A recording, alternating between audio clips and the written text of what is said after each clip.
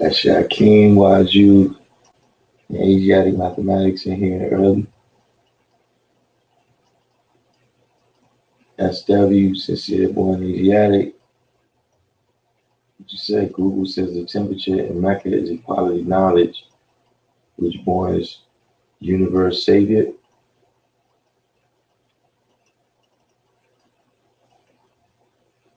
You got what's the deal, man? How you found me, you got? How you found me on here?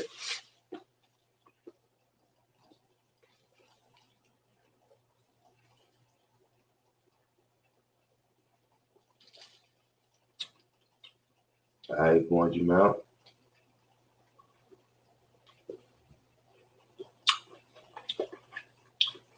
Whew. Nah, CDs coming probably about a week and a half. Yo, Mad, we on for tomorrow still? Knowledge, life, or love? Welcome to the channel. Do the each one teach one for me, everybody, and hit the like button. Yeah, you got. I got a next project coming out Tuesday. It starts dropping, but when is it? November 6th. All right, O.J. Simpson. Sounds like. All right.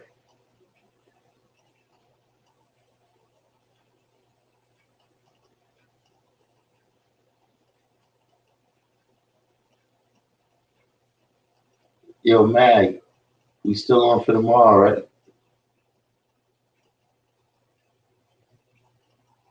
Let me see if your order. Let me see what's the name they got on your order.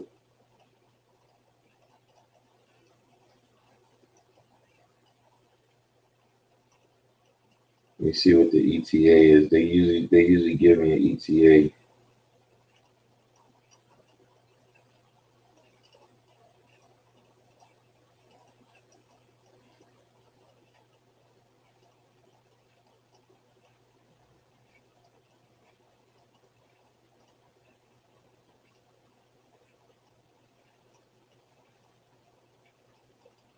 Let's do Christian.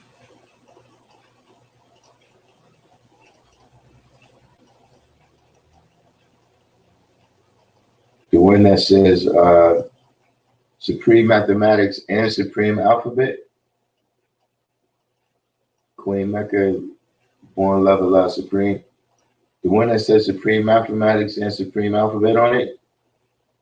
The Wise Scientist shirt.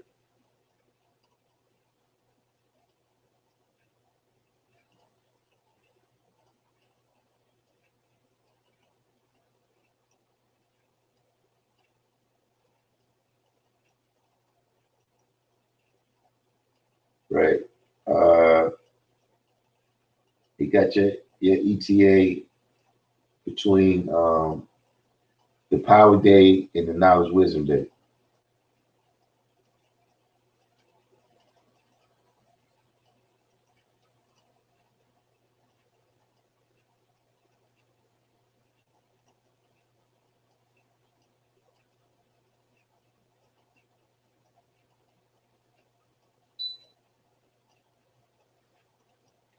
So we got quite a few people. You know, anybody share this on your pages or whatever, so we can get some people in. Because this is the type of topic. We're gonna deal with a little current events today.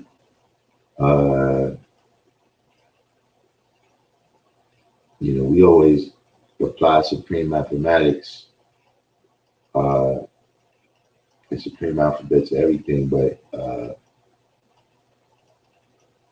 specifically today, my question is, have we become too political? I just realized I misspelled too. Should be two O's on it.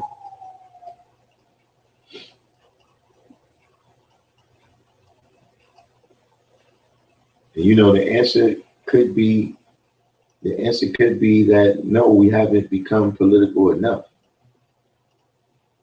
And I've been just noticing that you know, politics is, you know, everything seems to be politics.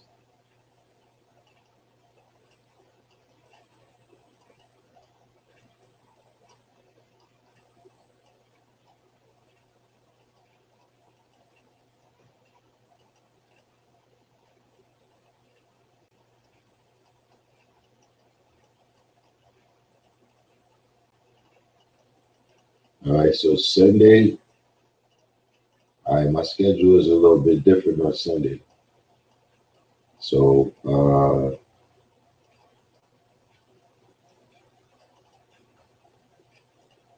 did did he put you in tune with Bond?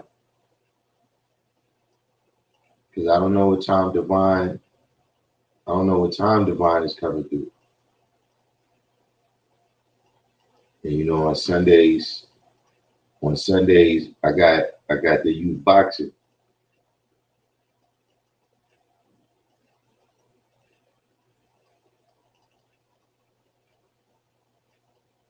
So now his life said it's a guy running for county executive. He's running for office as a county executive in what city is that now? Is like,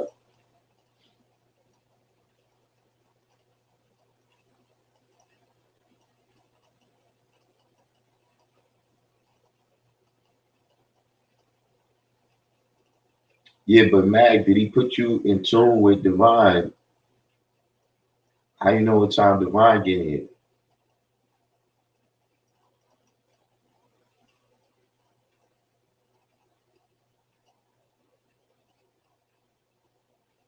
Yeah, halftime came in.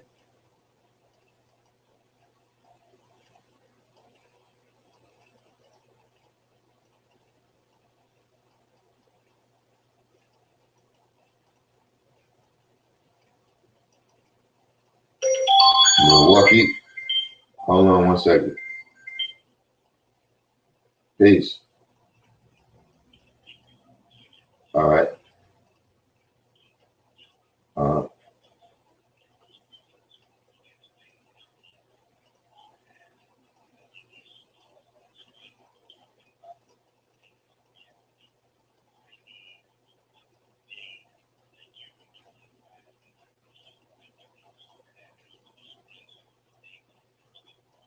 uh, right. Monday at 6, Tuesday at 7.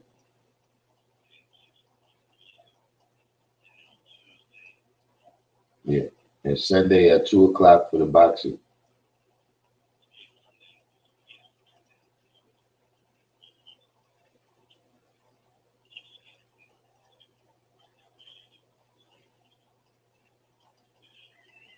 All right. Peace.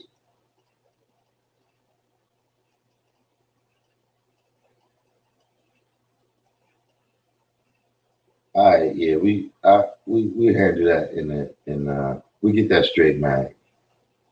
I sent him a text.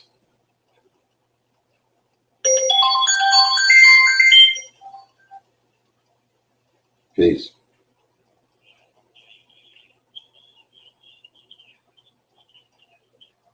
Civilization.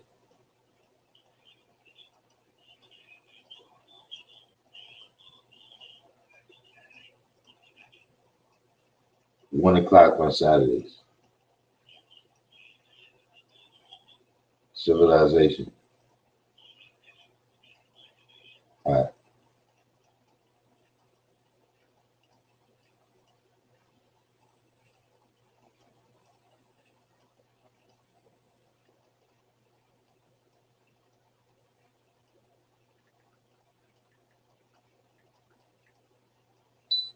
793rd. Musa D came in uh So the brother is running for county executive in Milwaukee, Wisconsin.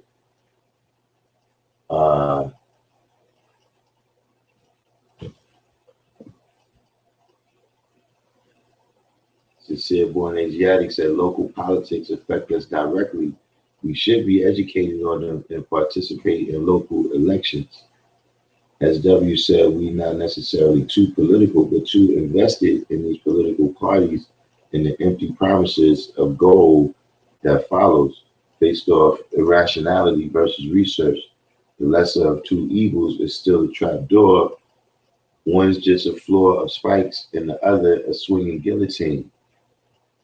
You know,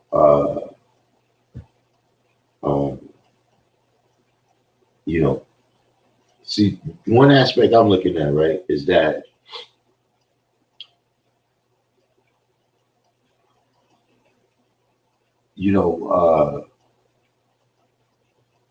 that people are their politics now. You know what I'm saying? Alkem Salam came in. You know, people are their politics now. You know what I'm saying? Like, you can't have a conversation with a person separate from their politics. You know what I'm saying? You people believe in politics now, like in the same way that, they used to believe in religion, in my opinion. You know what I'm saying? Like, if even the American government, right? They realize that, you can't solve everything by politics. That's why they have militaries. You know what I'm saying? That's why they have, all kinds of economic people around them, but, more so, why they have the military, because they realize that, everything is not going to be solved by politics.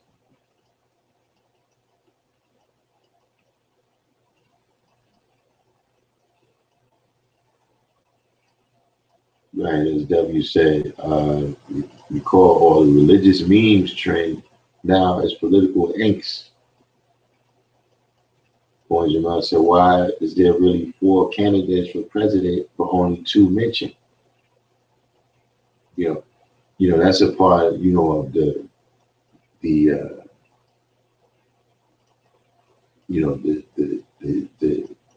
system,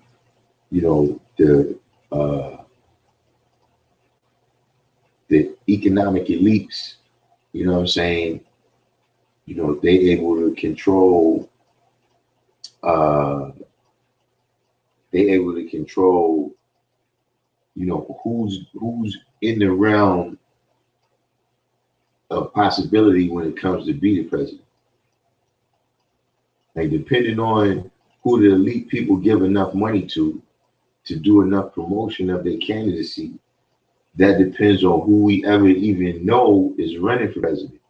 It's like right now, you saying there's 4 candidates, and last year, like during the time they was having the presidential debates, it could have been 1,000 candidates, but we only heard about that, 15 or 20 or whatever. Even though that was a big number, we only heard about those ones who was able to elevate their candidacy, through advertising, basically. You know what I'm saying? You got other certain gatekeepers, in terms of like the news. You know what I'm saying? Like who Fox and CNN and MSNBC decide to write a story on their candidacy, right?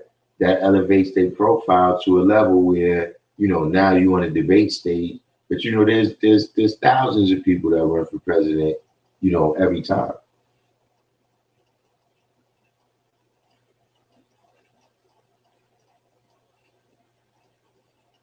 The wordsmith said, I don't even vote. The candidate to me is a candidate, meaning they're too sweet.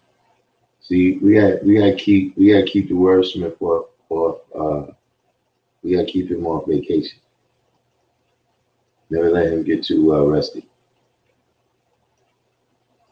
Jam said global citizenship is the idea that one's identity transcends geography or political borders, and that responsibilities or rights are derived from membership in a broader class, humanity.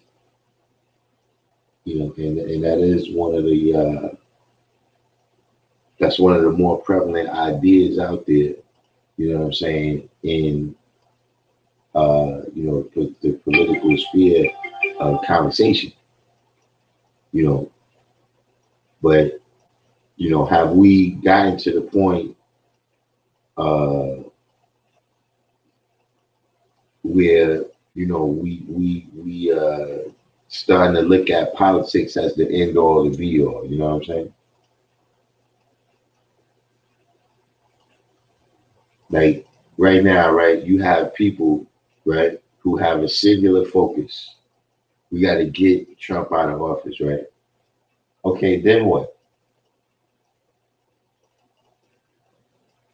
Whether you know what I'm saying, want to get him out of office or not, but I'm saying then what? Like, okay, once you do that, right? What's your plan for dealing with Biden?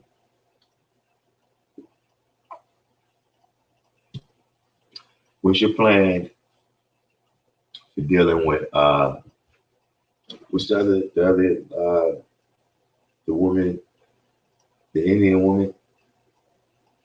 What's your plan for dealing with Kamala Harris?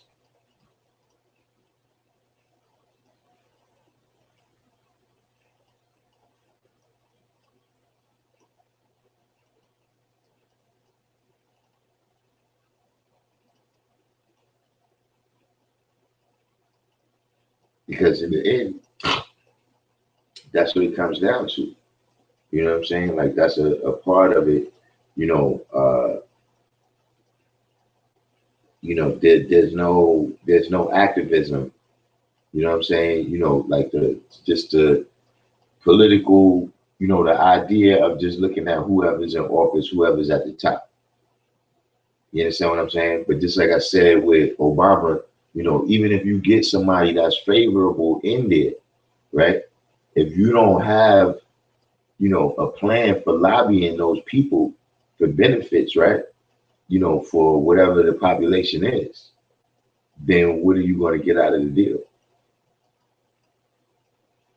And see, the reason why everybody else is so hyped about the Supreme Court justice being appointed, right, is because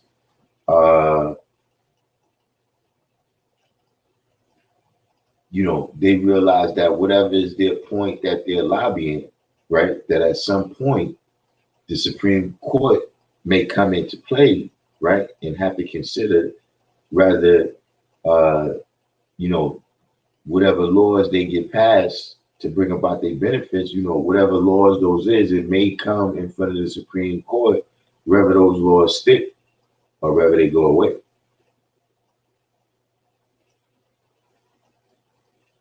You understand what I mean?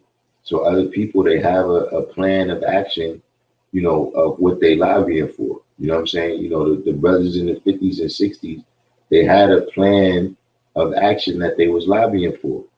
Like, okay, we have to, go to certain places that is kind of, they kind of like the capitals of racism. You know what I'm saying? And if we can have an impact in those places, then, it'll be easier to expand that impact out to, the whole country. We have certain things, education, you know what I'm saying? Equality in the public sphere. You know what I'm saying? If we can get the government to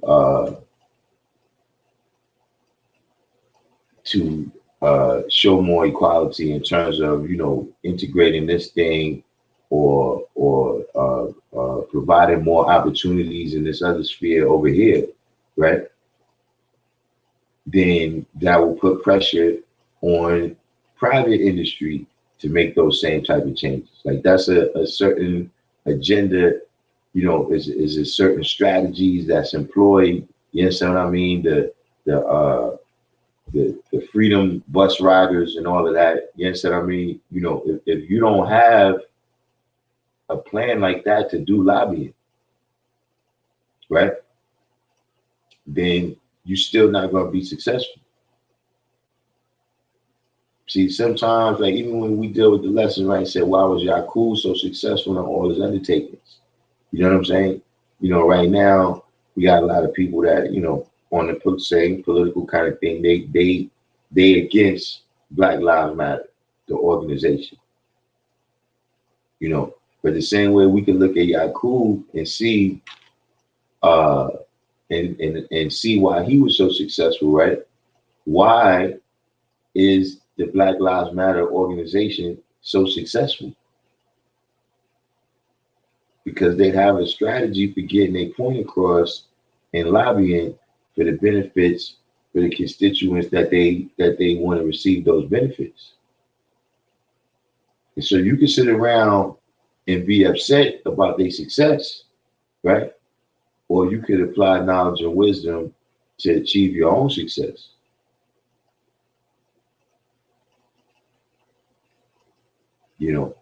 Or have we forgot about that level of being active, right, ourselves, and we just now dependent on the politicians to rule, the right way.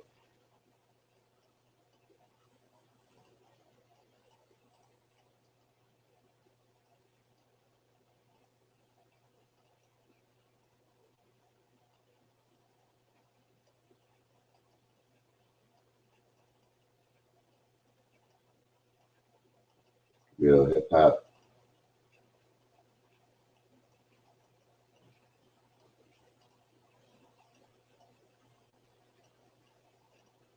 Now, his life said, which party will allow, encourage freedom to do our own building, control over our programs, Democrat or Republican? I mean, so Divine Truth came in, peace. See, now here's the thing. My mind is much more open about that than other people. You understand what I'm saying? Quick question to the room. Which party was Mayor Lindsay? Why, son? The wordsmith said it would be hard to work in the legal system and be at 5% because the 5% value system is about truth, because 5 is the truth, and we all know the legal system is about the exact opposite.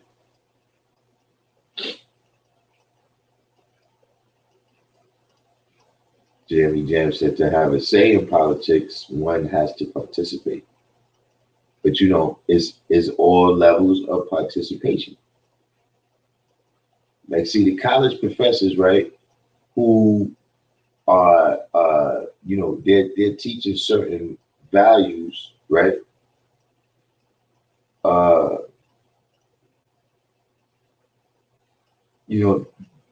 They're playing a part in the mindset of the people who graduate and go on into politics. That's a level of participation. The people who participate before it gets to voting, the people who provide the money, because like you said, Born Jamel said, you got four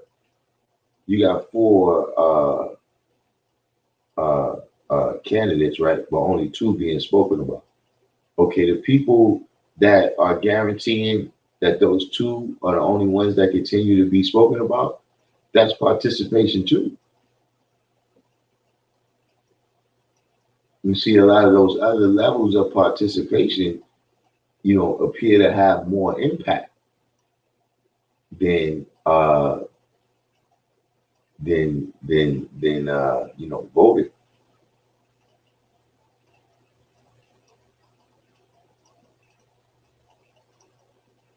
All right, now, so everybody appears to, well, maybe not knowledge life, they know, but Mayor Lindsay was a Republican. You know what I'm saying? As well as uh, Abraham Lincoln.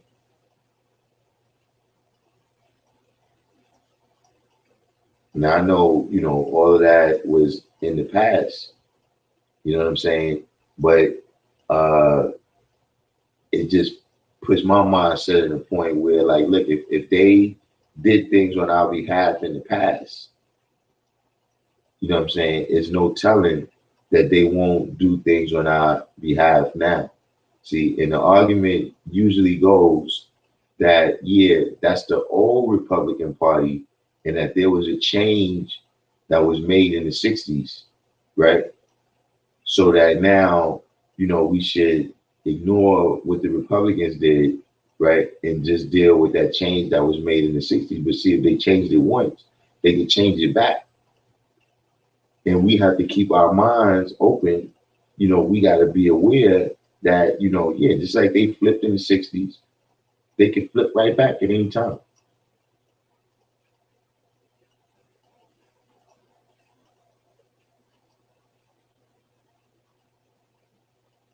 Jamie Jam said it takes everybody's participation to really move the needle on politics, especially for I said racial class being a minority. Listen, that's at the retail end though. That's when you only talking about voting. You know what I'm saying? But the 0.1% that provides the money for these people to do these commercials, my name is such and such, and I approve this message. The people who have spent money to where, like, look, everybody that's in here right now, everybody in this room, this legislature, the Supreme Court, whatever it is, right? I've provided them with the money to get where they at.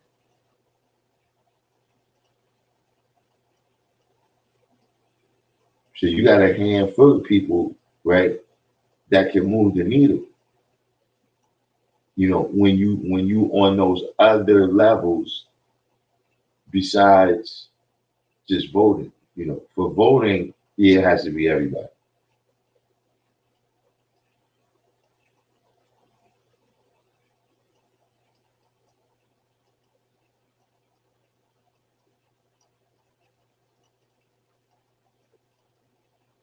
All of the business came in.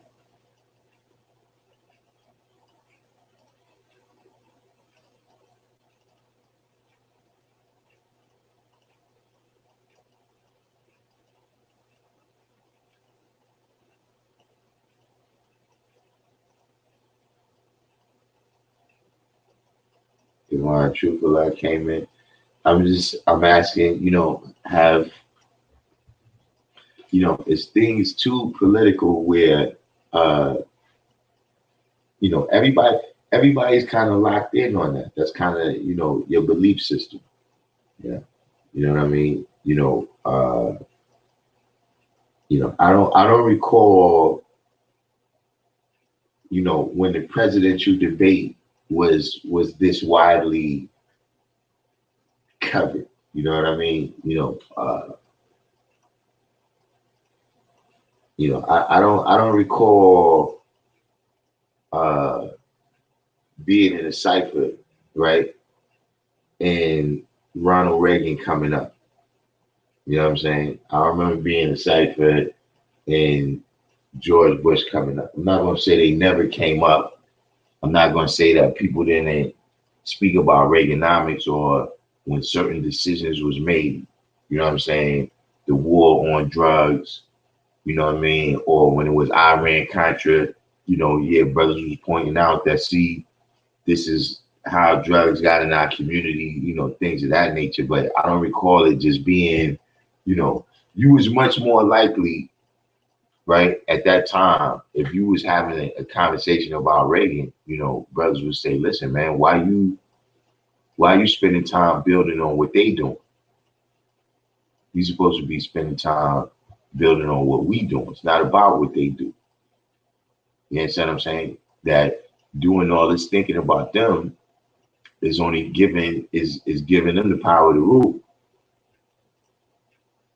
You're not spending enough time focusing on us and what we doing. You know what I'm saying? But now, you could get in a conversation with somebody and Trump comes right up.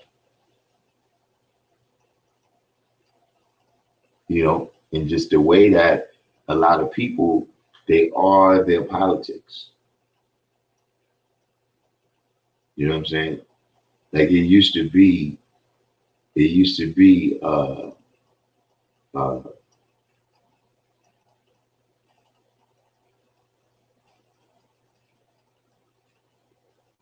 you know,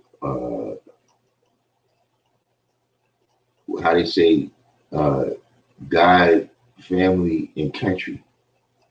You know what I'm saying? But now it's politics, really trumps God and family now.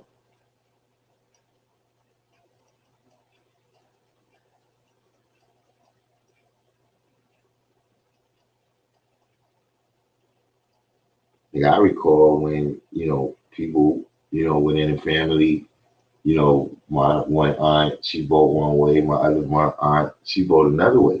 Now they might stab each other over that.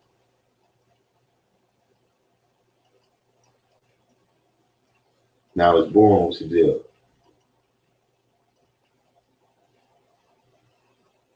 So that's what I'm saying, how we become too political, and especially in the way that is being looked at as the end all to be all as a solution, you know what I'm saying, for our issues. You know what I'm saying?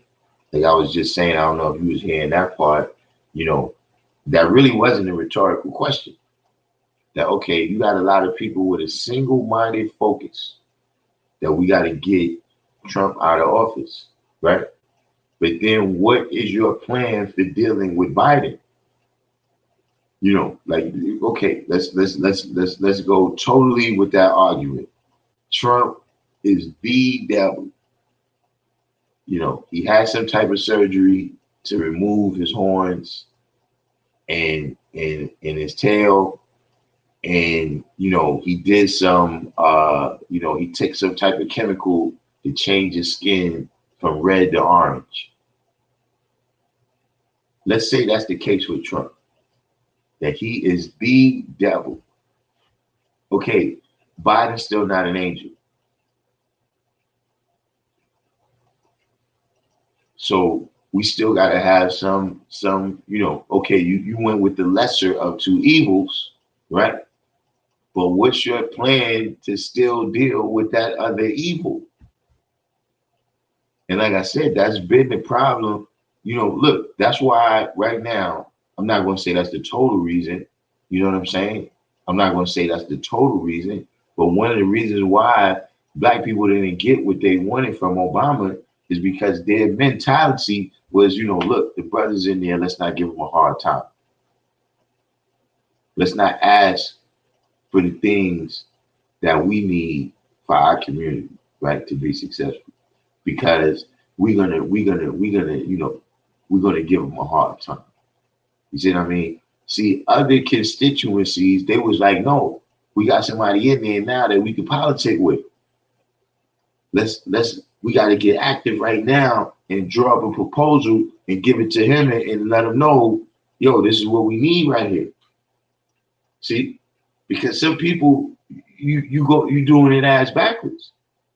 See, when Obama was in office, you didn't ask for what you wanted.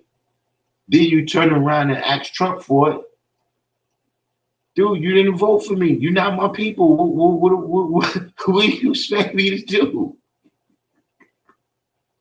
And you got one dude that you voted for 99% in highly contentious elections, right? You stood up almost at 100%, and then you didn't ask him for nothing.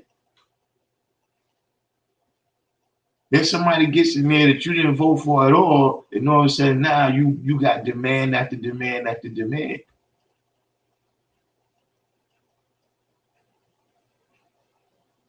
So just in terms of, okay, that's the political structure. These are the people that's elected or whatever, right? But you still got to have your activism and your lobbying.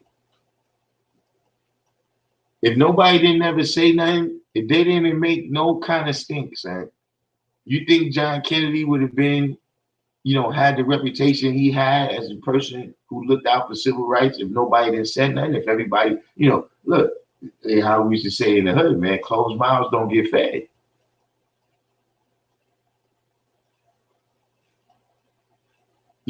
But we looking at politics as, kind of like the cause of all our problems, and the solution to all our problems, to the point where, we have dogs in that fight. You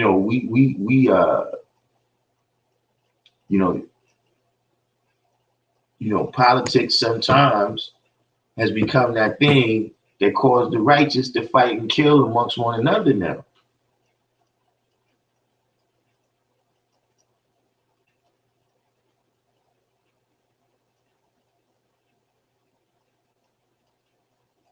See, one reason, I'm gonna tell you this, is, see, politics is the way people get money now. See, because of the political people, you get that stimulus check. So now you all invested in that, but see, even when you get all these different checks, right? What I looked at, right, is okay, when they send out these checks, who you get the most from? Did you get more from Obama when he did his stimulus checks than you got from Trump right now?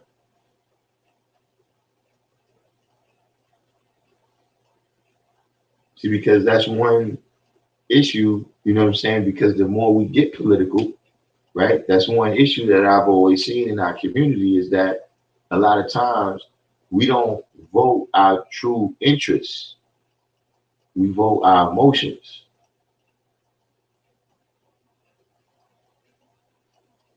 But we don't vote according to our true interests. We vote according to our emotions. Oh, this person said that. Did you hear what he said about black people in crime? Did you?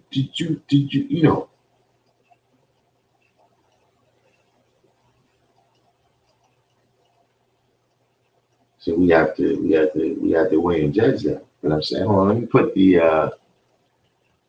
the link right here, man, for people to come in and see what y'all have to say.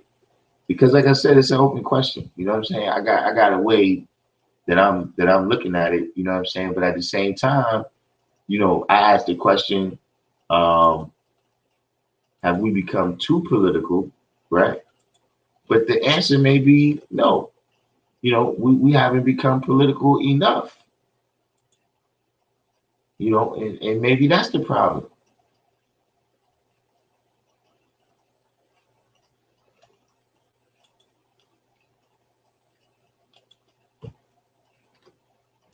So, see, I want to see what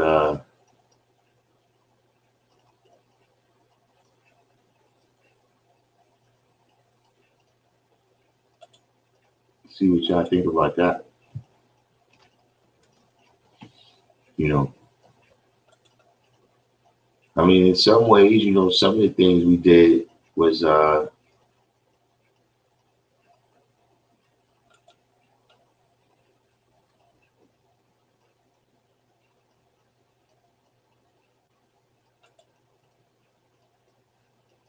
of the things we did was good.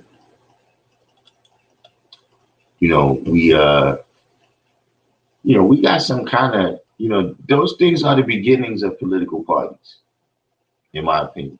You know what I'm saying? I've never been there at the start of a political party, but when you're dealing with the FBA and the ADOS and things of that nature, those are the beginnings of political parties. You know what I'm saying? They're I guess rudimentary political parties. They just haven't produced candidates yet. And I say yet because I don't want to put a limitation on it. It's like I said, it's at the beginning stages. A lot of the things that they going back and forth. These are certain kinks that need to be worked out. All political parties have these things. You know what I'm saying? Like you have the you have the extreme people to the left, you know what I'm saying? Like your AOCs, Bernie Sanders, you know what I'm saying? And then you got your people that's, they in the city, they almost Republicans. You know what I'm saying? Like your Nancy Pelosi's and your Chuck Schumer's. You know what I'm saying? You got the same thing on the right. You know what I'm saying? Where, you got a handful, it's not a lot, but you got a handful of Republicans that's for abortion. You know what I'm saying?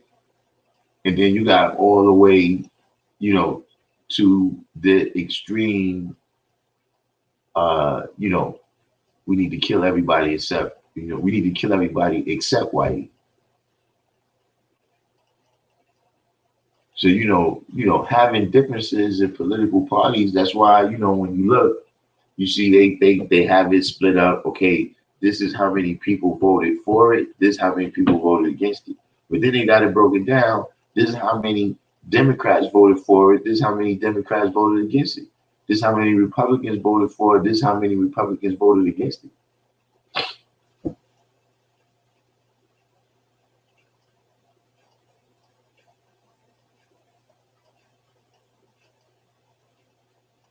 So like I said, maybe that's the problem, that, we haven't completed that process that needs to be going through to work out all the kinks to have our own political party.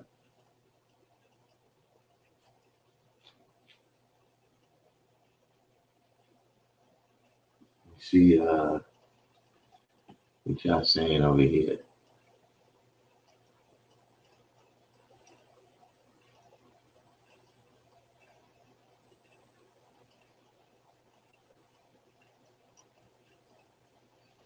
Jamie Jam said, as a people, we need more political education to be more effective as a voting bloc in general, or we'll keep getting taken by the news. See, listen, and this is part of what I'm saying. But look, give me your point of view on it. You know what I'm saying? We never going to be that successful as a voting bloc.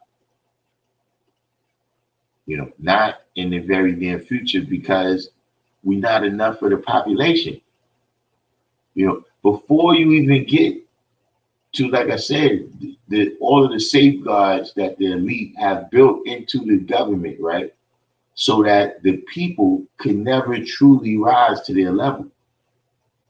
The most popular one right now is the Electoral College. You understand what I mean? Which is a safeguard for the elite, that the people, right? So if in case they lose the minds of the people and the people's will becomes, okay, we need to take all your money. We need to take the stuff that you got because we don't have enough.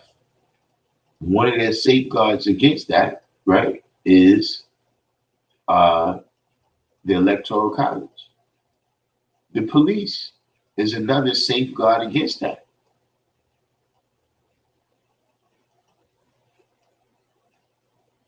But between that, between the miseducation, of our people, between, the prison industrial complex, stripping voting rights from, how much ever percent of the population that is, as a voting bloc in the very near future, national politics, it's always going to be difficult unless we join that coalition, that people of color coalition, that rainbow coalition of, other people that, we may not see eye to eye with. We don't see eye to eye with them in terms of really how the benefits should go and how they should be divided. The only thing we really see eye to eye with them in is, like I said, if you against Trump, right, then you see eye to eye, in just on that. You see what I'm saying? And I think that's one of the reasons that the Democrats have gone with that strategy, is they know that they got a lot of people under their umbrella that have conflicting interests right now. So see, if you come out and you represent for one part of the constituency, or you start, talking about these things that you're going to do, unless you talk in very broad terms about things like universal health care. That's one of the reasons why they harping on that issue, is because that's something that they can say for everybody. You see, if you start talking about immigration, right, then you lose black people. Maybe not that they're not going to vote for you, but all right, look, I heard that, but I'm saying, what about us, though? Other issues, if you bring that up, you're gonna, other parts of the constituency they're not gonna like that. See, like, look, you see, when they asked Trump that question, would you denounce the white supremacists, the Proud Boys? And at first he was a little bit like, man, I don't want to mash on the people that's going to vote for me.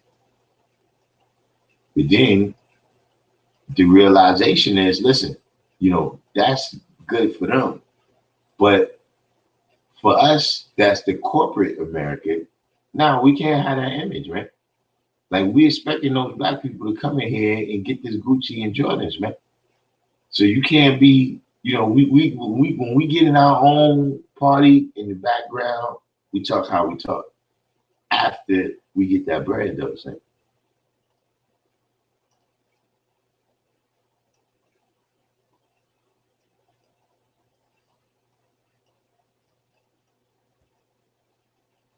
Real hip hop said, I don't think we have become too political. I think more people are realizing politics has no place in universal law. So you think people have become less political? Now look, this is an idea that I thought of too. This is one of the reasons that made me bring this topic up, and this is another place that I'm asking: have we become too political? Right? And that is,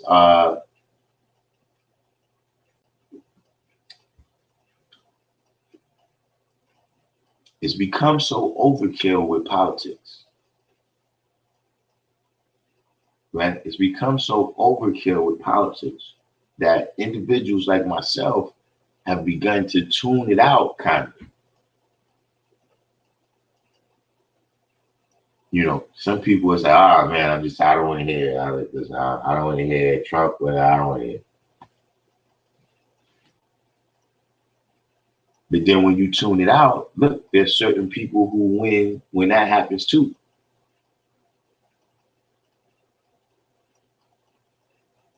So that's one thing Jamie Jam said that I agree with, is that, yeah, when they can get you to not pay attention and not be involved, right? Then you're not going to be there. You're not going to be aware when certain important things happen.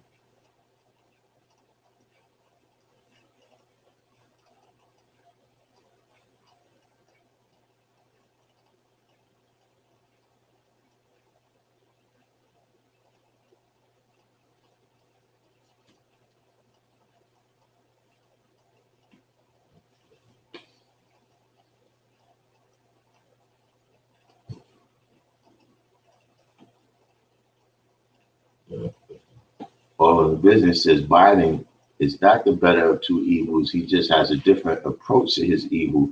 Same level of evil I see. Did you see it was a meme that was traveling around today? Hold on. There was a meme that was traveling around today If y'all want me to put it on the screen, I'll take it. But it said this is apparently an article that was published on May 23rd, 2020. And it said in 1977, Biden said integrating black students would turn schools into a jungle, a racial jungle. I don't want my children to grow up in a jungle, a racial jungle. Well, that was his statement. I don't want my children to grow up in a jungle, a racial jungle. This article apparently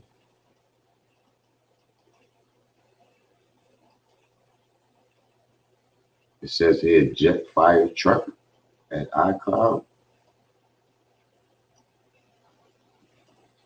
I guess that's the writing, I'm not sure.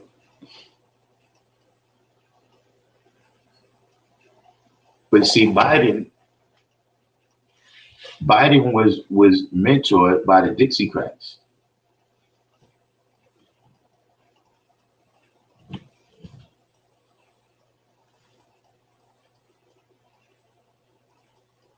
So, what's the plan for dealing with that?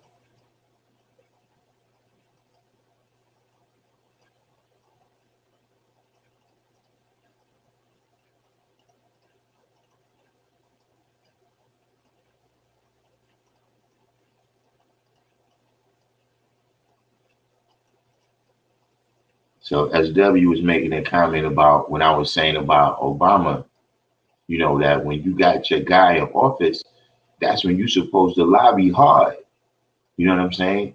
But you let him, like now we don't want to give him a hard time, and SW is saying that, that's where whatever movement that could have been with, through Obama failed.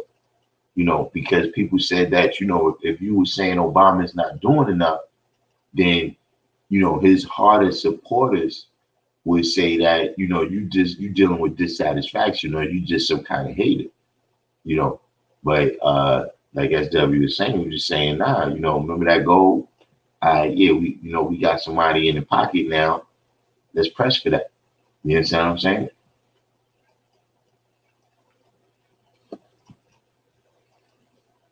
793rd said it's only a matter of time until Biden and Harris show their horns and tails. The wordsmith is in the background over here. I don't know what's oh, there you go. And the wordsmith said, I don't really know much about politics. I don't watch TV or news, but Biden's name is Biden. It, and Harris sounds like harass. Peace. Can you hear me? Means to capitalize and not mistaken. See, yeah, right. Yeah, I got the word. Yeah, I can hear you. Is it clear? Hold on 1 second though. You in the background right now.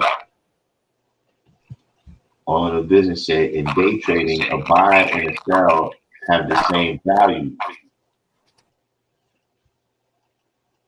In day trading, a buy and a sell have the same value. It's the exchange that pays. When prices drop, the candle is red, Republican. When it rises, it's blue, Democrat. But that's an illusion. They are equal value.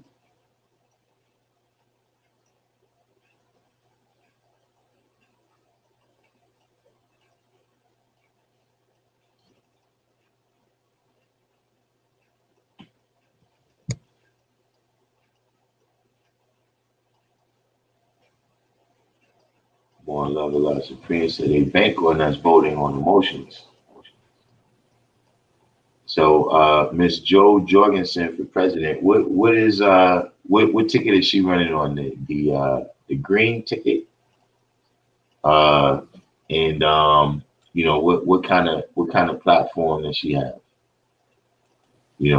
Because right now you just got a lot of people who they want to go into the ballot box, right? And if they had, like right now this year, this is my opinion. If they had a name on the ballot that says not Trump, that person would win. Like even if it wasn't a real person, if it was just the idea, not Trump, that category would get lots of votes. I don't know if it would win, that might be a little bit far, you know what I'm saying? But I'm saying that, that's one thing it's allowed. It's allowed people, like, look, even here in New York, right? We've had a tremendous amount of incompetence, right? From our governor and from our mayor. And I'm not saying it hasn't happened all over the country, but I'm saying I'm aware of what's going on in New York. But see, whenever they do their press conferences, they just go up there and say, not Trump. And then these shortcomings kind of get swept under the rug because you just said, not Trump. But, is it possible for us to, be successful, just taking that standpoint? Jammy Jam, global citizenship is no good. It's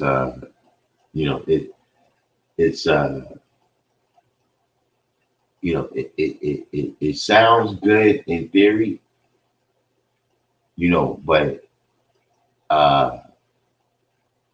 the reality is when you dealing with even countries, see, a lot of times the countries that you hear is the most politically successful is countries where the population is fairly homogenous. So even when you hear about, socialist countries, where everybody's sharing everything, yeah, it's easier to share when everybody is the same people. Like, that's actually a tactic that, to my knowledge, goes back to the Roman Empire. Like, whenever the Roman Empire conquered a land, right, and they started making provinces in that land, they would always include tribes that never got along. And so that within that province, first of all, these two people would keep bickering while they was able to just extract the resources. And then the other thing is there would never be enough unity over there for them to overthrow the empire or for them to gain their freedom from the empire because they was too busy fighting amongst each other. So when you got people that, you're trying to identify with and they from, Northwest Siberia or something, that's gonna produce some issues.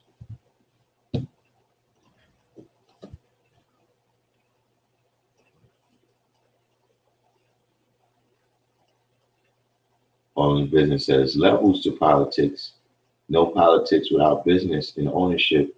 And that is another level of it that's very important. You know what I'm saying? Like when you look at the Constitution, when you look at the beginning, voting was originally for white men who own land. But at that time, you got to remember, you got people like John Jacob Astor. You know what I'm saying? Anybody that comes to New York, right, you would hear of Astor Place down in Manhattan. You know what I'm saying? Or I'm sure a lot of people, which this is going back, some of the younger brothers may have never heard of this hotel called the Waldorf Astoria. You know what I'm saying?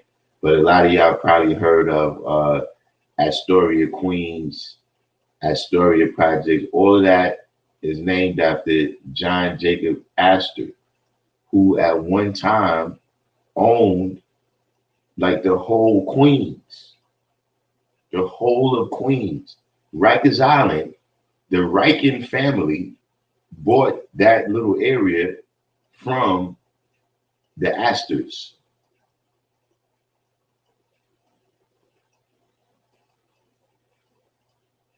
And we talking about a time, in the 1770s, 1787. I think they wrote the Constitution, not the Bill of Rights. The Constitution is from 1787, and I think they ratified it in 1789. Right? In 1787, land was business because everything was about agriculture. That's where the money was being made. So land was the first capital.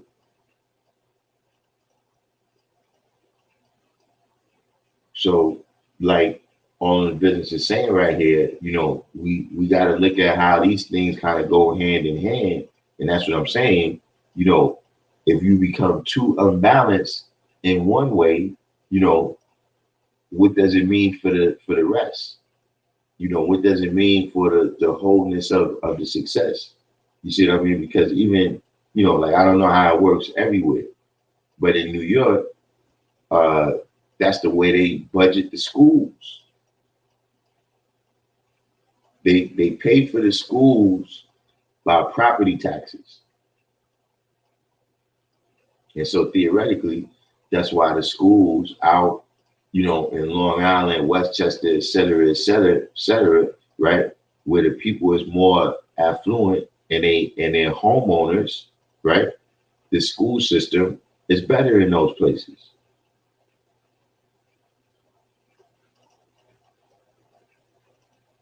Than in a neighborhood where there's not ownership, and there's not businesses.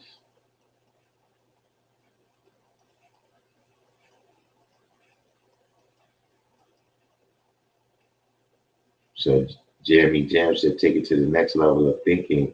We're more than just Americans. Well, I mean, what else are we? Even, that description is rather loose, but I'm saying, what other categories are you speaking of? As W said, we had to think about what do we really want and how do we logically go about getting it done.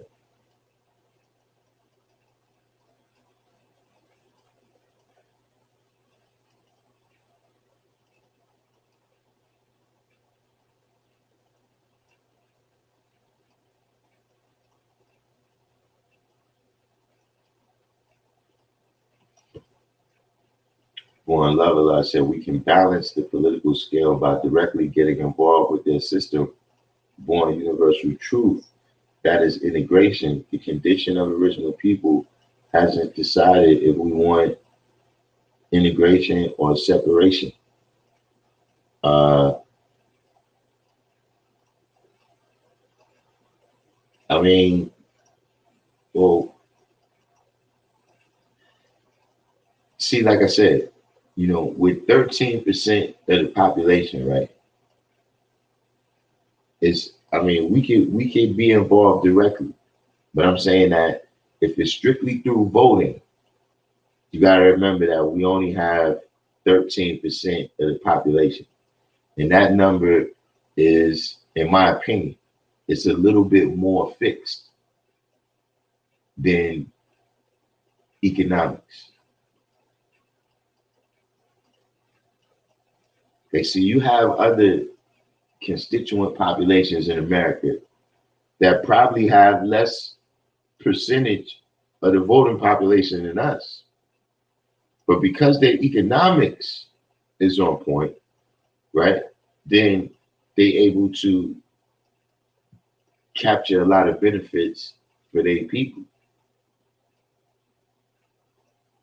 That's just been my whole point, is that we've got to get in at a deeper point in the politics. You know what I'm saying? What I'm saying goes back to in terms of America. I'm saying, one of the things that makes me see that point of view, right, is the kind of the coalition that was formed by, Rockefeller, J.P. Morgan, uh, you know, different individuals that was around in the late 1800s into the early 1900s. You know what I'm saying? I'm talking about, is anybody, the history of the Federal Reserve and how that was orchestrated by individuals who is participating in politics, right? Uh, they voted as well, but some of these people wasn't even Americans. They participated in politics by continuing to put up enough money to support certain candidates that that passed series of laws, right, that resulted in them gaining control of the economic system.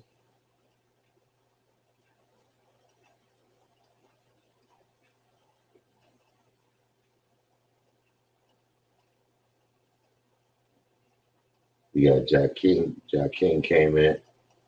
Warren Jamal. Warren Jamal brings up a good point. Is that black people are really only they're fiscally Democratic. See, when it comes to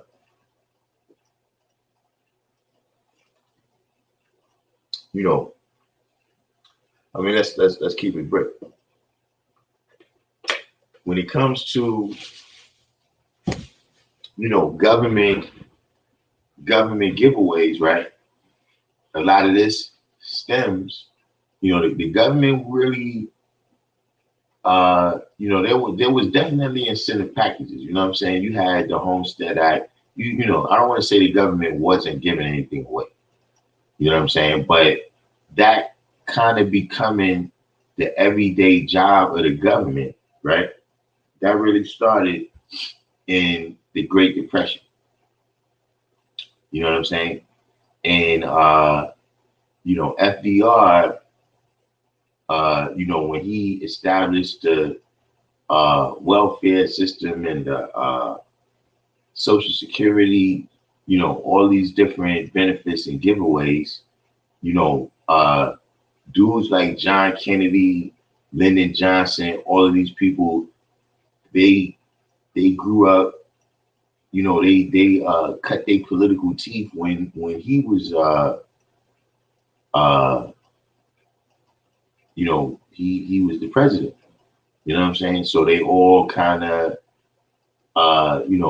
between FDR and Lyndon Johnson with the Great Society,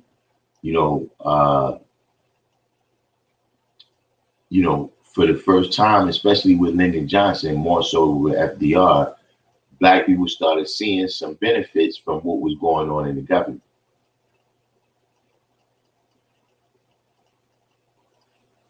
So when it comes to that, let's stick with the bag. Let's keep the bag going. But when it comes to social matters, you know what I'm saying? Black people is Republican. At least up to, recently, now we've had, there's been such a shift in culture right now that that's a whole other video.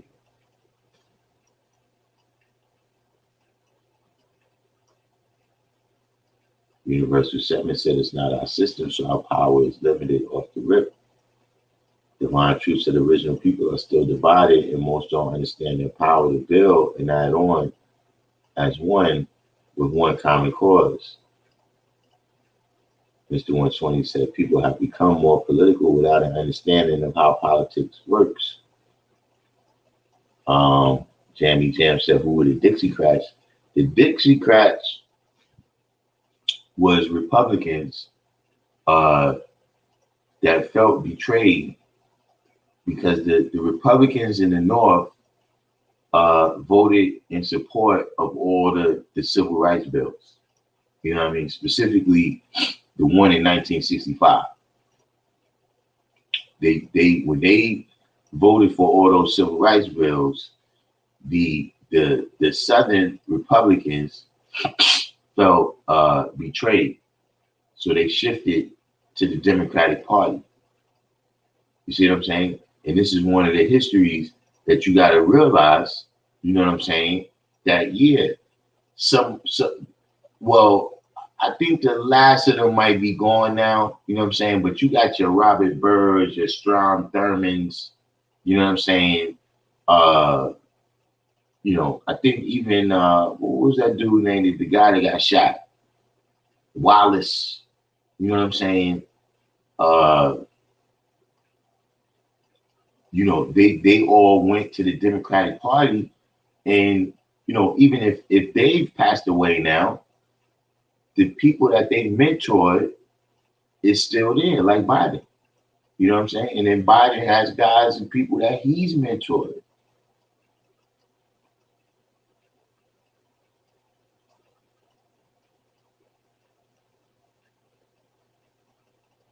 FDJ Beats said there's no good vote, no righteous path to govern the so-called country. We shouldn't be dealing with the government or expect help from the 10%.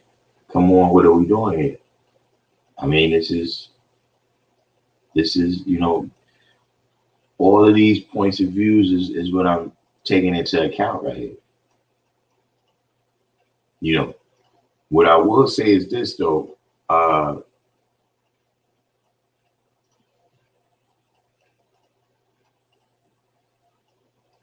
See, there's a difference, right, between relief and solution. See, like even in the lessons when it said no relief came to us until the Son of Man came to our aid, yeah, that's relief. But see, we have to provide the solution. That's why he came and gave us the relief, so that we can gain the knowledge of ourselves and be able to come up with a solution. And there is, relief that can be achieved through politics. Ultimately, is that the path to righteousness? I would have to agree with you that it is not. Smoke Dawah. Yeah, I'm sure Smoke Dawah got some. I'm sure Smoke Dawah got some points. Yeah, I didn't know you was that political until the other day when you was on the live. But let's see what Smoke Dawah has to say on the topic.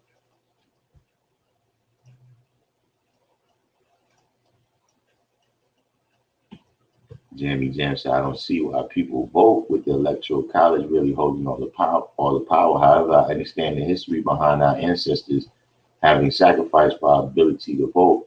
So I make it a point that if I had to vote in the upcoming election, it wouldn't be for Trump. See, now don't get me wrong. I don't want to belittle that. You know what I'm saying? Yeah, they brothers went down struggling. People lost their lives. You know what I'm saying? But sometimes we gotta realize that, listen, the older brothers might have been misguided. Like, look, we got ancestors, right, that fought for this block. They fought for this corner.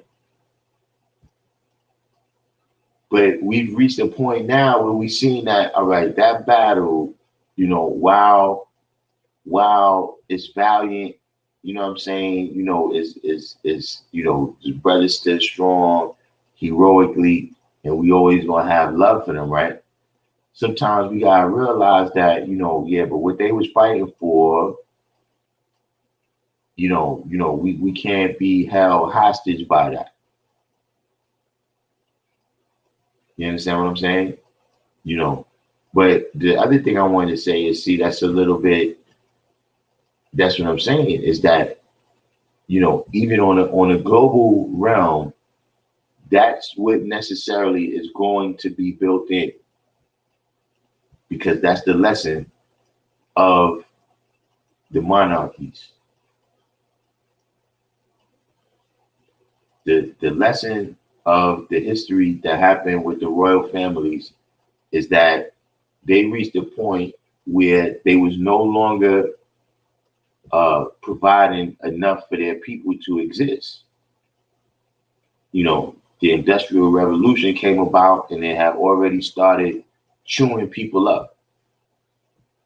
That's why you get all these unions starting to form to protect the workers. You know what I'm saying? You get a whole political system, socialism, because of what's going on with the people and the workers. And when the people started rebelling, they started killing the elites. They started killing the royal elites.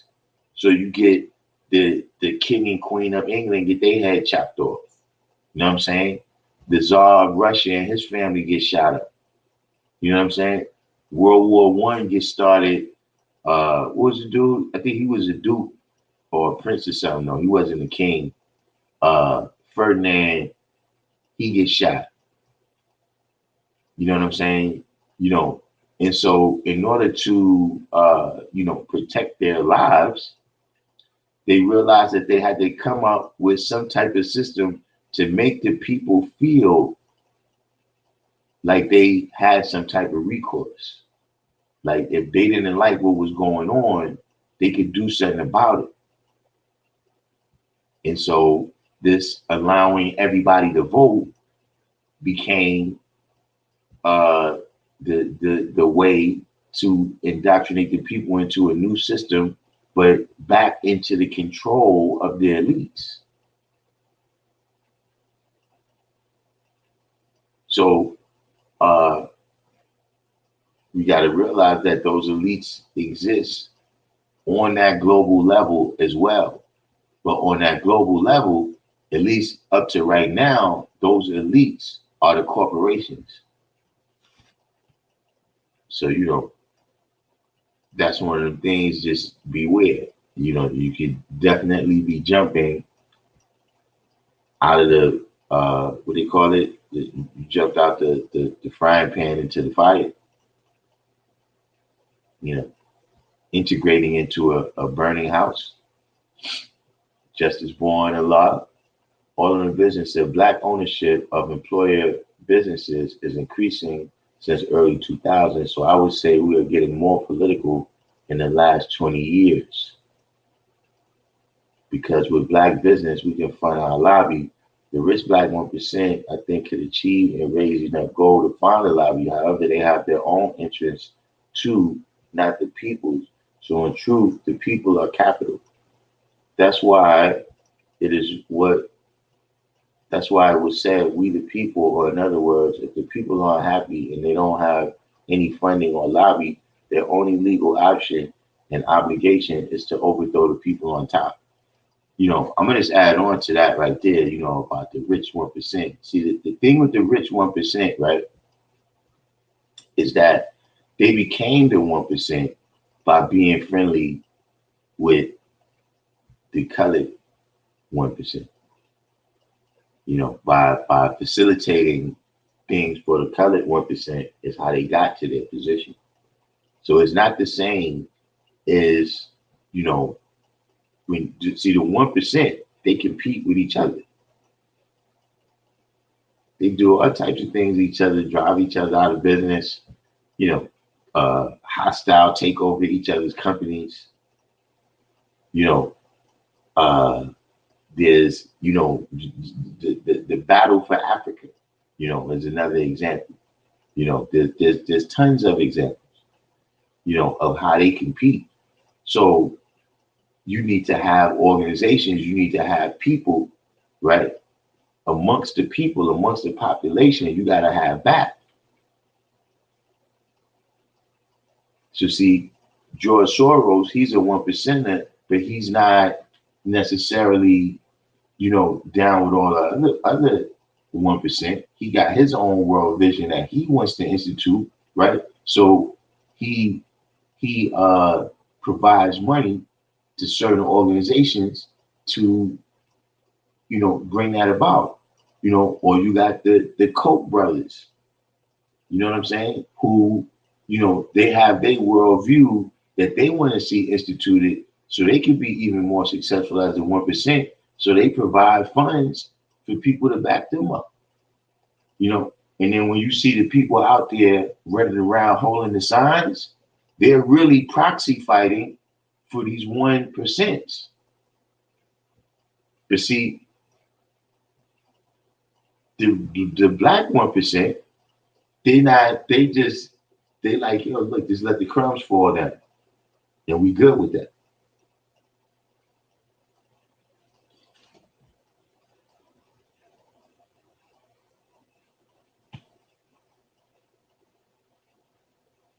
All right, now look, Knowledge of Allah said they got an Astor Street in east side of Milwaukee.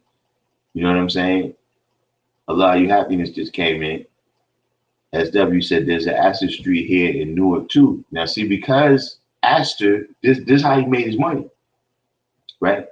Astor made his money because he had some kind of rapport with the with some people. They used to catch like beavers or something. Knowledge, I'm sure you know that history. Like the people that used to be on the frontier, that they used to be out there trapping furs and stuff like that, and then they used to bring them back into these villages or whatever, and they used to sell the furs. John Jacob Astor somehow was real fly out there. And he would go, to the out there, he got loot and all that. But he would go out there himself and kick it with the frontiersmen, and for whatever reason they liked him. And that's how he made his money. So that's why, in the Midwest, there's probably a lot of Astor places out there too. Astor streets or, things that bear his name. You know what I'm saying? Now, I'm not sure what his history is in Newark. You know what I'm saying? Maybe he, bought a mansion over there at some point. But I do know that his history in the Midwest is that that's how he made his money, was off of those furs. You know what I'm saying? The people that used to be out there, with the beaver hats and all that.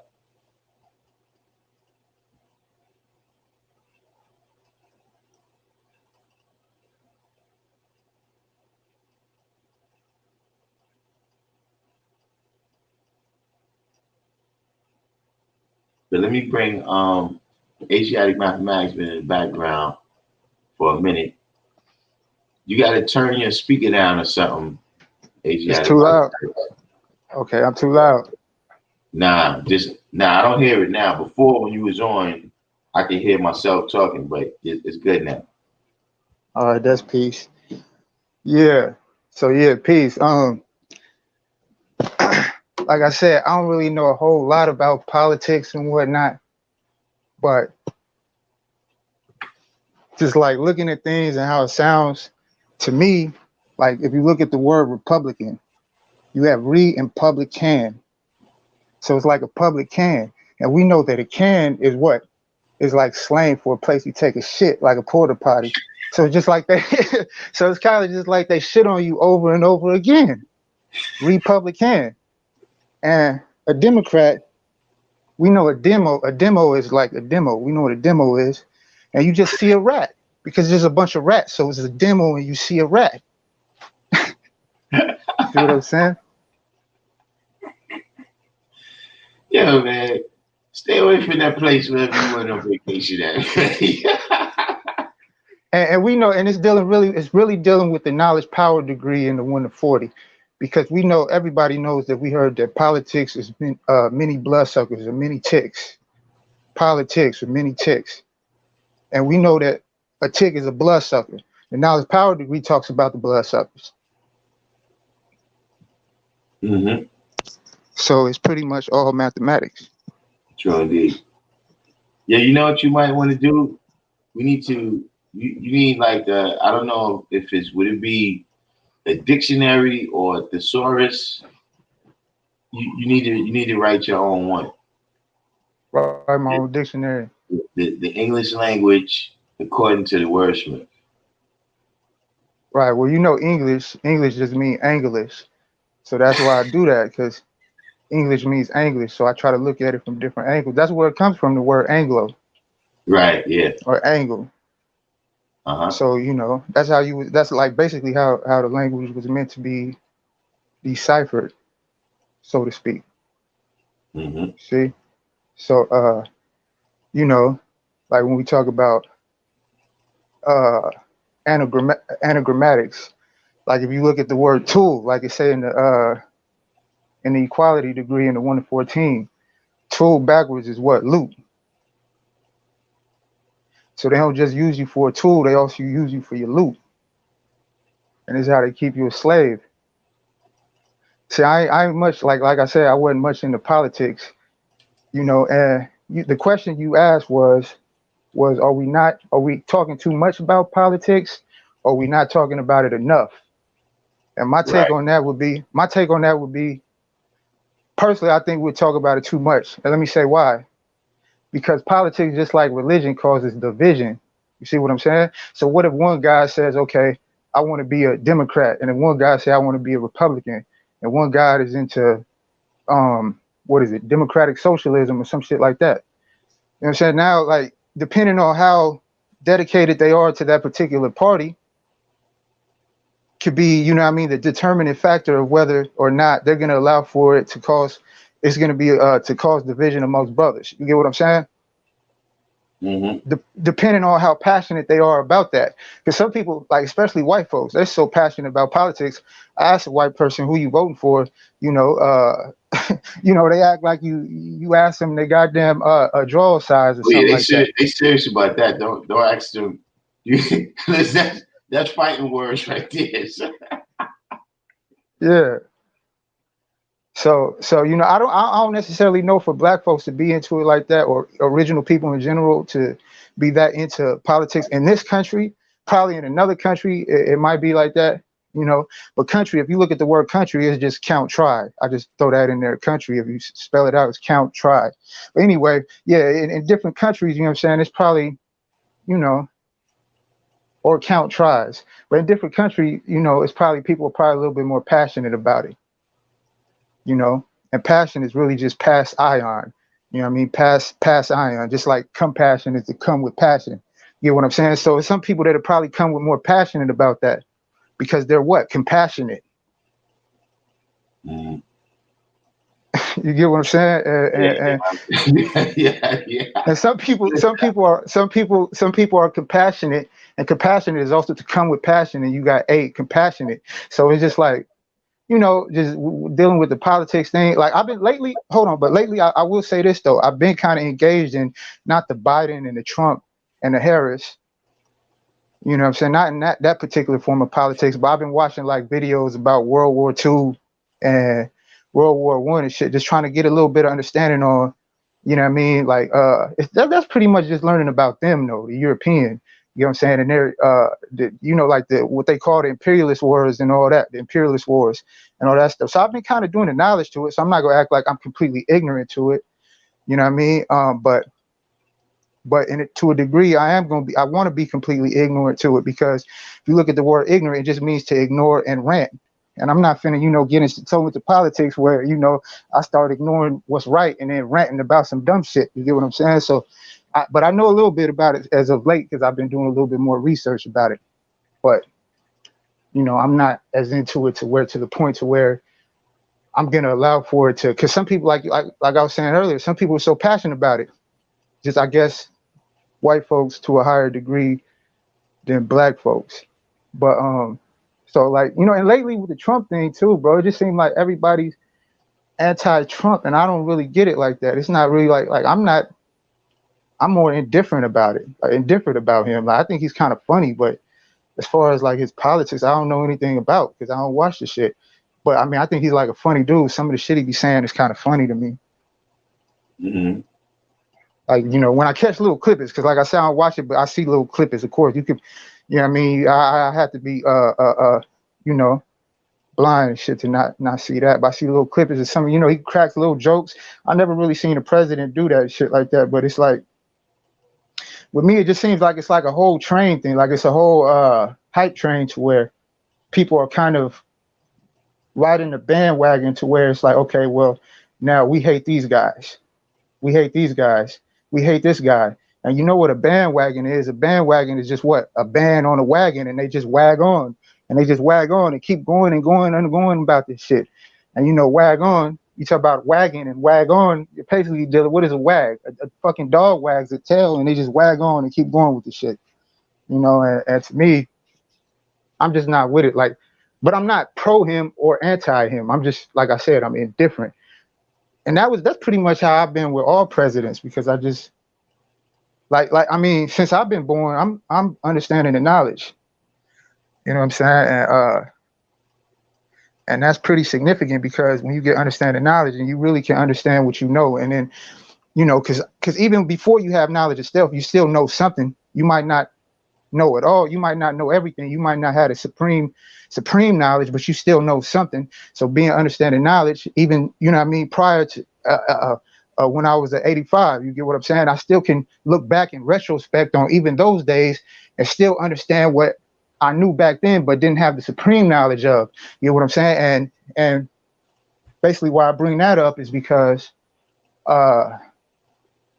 since I've been born, it's been a few presidents. Since in 31 years, it's been what? You had Clinton when I was little, and I haven't seen much of a significant change with either one. To me, it seems like, I'm gonna be honest, to me, it seems like they all kind of have the same type of program, which can be a good thing or a bad thing. I don't know, but the system is the same.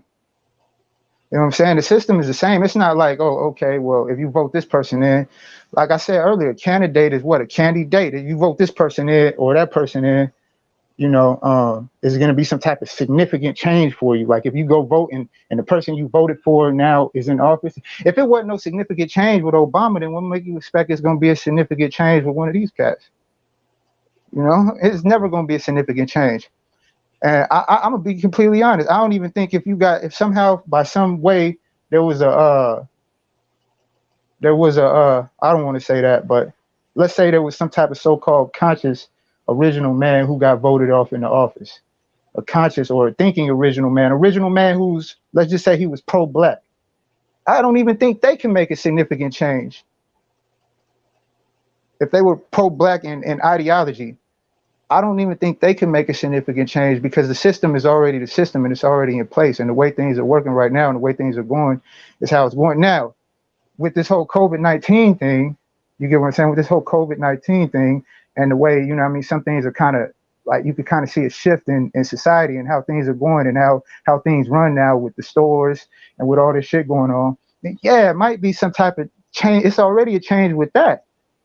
But as far as like based upon politics, I just don't think politics has as much like power. I don't think politicians have as much power as we think they do. They don't really have the power. Truth be told, we got the power because 5%, we the 5%, and what 5 in the mathematics is what power. So we got the what power. And power isn't just the truth. Power is also your energy, your magnetic. Power is a lot of different things that fall up under that. You know what I'm saying? So truth be told, we got more power than anybody that ever existed. You get what I'm saying? That's why, just for a fact, when I was on vacation, I almost changed my name from Almighty Allah to All Smighty Allah, the way I was smiting shit down. You know what I'm saying? Because I was smiting devils like like I was smiting devils like left and right, like the same way that like Allah in the Quran and whoever that Allah was, the way he was smiting people in there, that's how I was smiting devils. You get what I'm saying? So, you know, and we do that with time. You get what I'm saying? Like say for instance, in Now Why right now, it's what, 10:58. So if you add the 8 and the 5, you get what, 13. And you add the 13, and you add the 1, and you get what, 14. You add that knowledge and culture, which is what the power. What I was just talking about is what we got. We got the power. All we got to do is utilize the mathematics, because that's what gives us the power. And once you do that, then you know what I'm saying, we could be the ones this you know, well, we already the ones. We just, some people can't see it. You know what I'm saying? Some people just can't see it, but it's all mathematical. You know what I'm saying? And everything that exists is mathematical. And you know what I'm saying? That's the way you take the devil off the planet, because you do it mentally first. Something you brought up, I can't even recall what it was, but it made me think of a question. And you know, everybody in the room can say what they think about this, right? What do you think about like kind of black people's introduction, right, to politics was picking a side. You know, in America, see that that's what it was. You were saying how, you know, black people in America don't seem very political, but people from other places is very political. See, a lot of those people from other places, a lot of them came from their countries because it was a civil war over there that they was involved in, or that they family tried to keep them out of. Like right now, if you in New York, right, and you go to all the corner stores, all the people that working there is from Yemen. They all dudes that their parents got them out of the country so they didn't get caught up in the Civil War. And see, a lot of people, they come to America and that's already their idea of America. Like they came from dictatorships and they heard that, yeah, in America, you got some say-so in the government. You understand what I'm saying? So they coming from a different history of how they know about politics. You see what I mean? The same way as you dealing with the colored man, they've been dealing with, you know, kind of the I mean, even when you look at it, right? When they talk about democracy and they tell you about, okay, this is extended from Greece, you know, thousands of years ago. So it's thousands of years of data. Yeah, it's emotion involved too, but there's thousands of years of data. There's thousands of years of know-how and how to deal with this, you know, court intrigue, this political intrigue and everything. You see what I'm saying? Versus people who in America, right? Kind of the first political thing you did was you chose whether you was going to be down with the Confederacy or whether you was going to be down with the Union. You understand what I'm saying? And Yeah. every step of the way, you know, we've always had kind of a passive relationship with politics. And this is one of the reasons why I think it's fairly easy for black people to get duped when it comes to the political field because they not aware. Like it's another, you know, the politician is another traitor. You know, like just like you said something else where see that's what voting is. At its root, voting, right, is everybody has power. Everybody got their own power. But when you vote, you transfer your power to that person. You understand what I'm saying? Yeah. But see, that's what I'm saying. If you're not understanding politics on all these different levels, right? Versus people who, you know, there's university courses on politics that, you know, the person you're dealing with has taken. You know what I'm saying? Remember what I always say about legalese, you know, and we took everything from them except their language, you know. The vast majority of politicians are lawyers.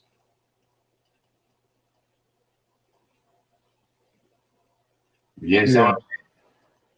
Yeah. So, Lawyers sounds a lot like liars, but yeah. right, but I'm saying what, you know, how do y'all see the impact of that? You know, because for instance, like in New York, right, if you go in a West Indian community, right, all the politicians there is West Indian. You know, if you go to any area where it's a lot of Spanish people, they got streets renamed for Spanish people. When you go in Chinatown, the sign is in Chinese. Yeah. Because all these different people got a different relationship to politics. So would you say all politicians are 10%, or would you say that within politics? Because I know the dynamic of 5%, 85%, 10% is exists in every world. Right. But the ones that are paraded around in front of us? I mean, like, how would you say it? Looking at it from those 3 degrees. Now I would say that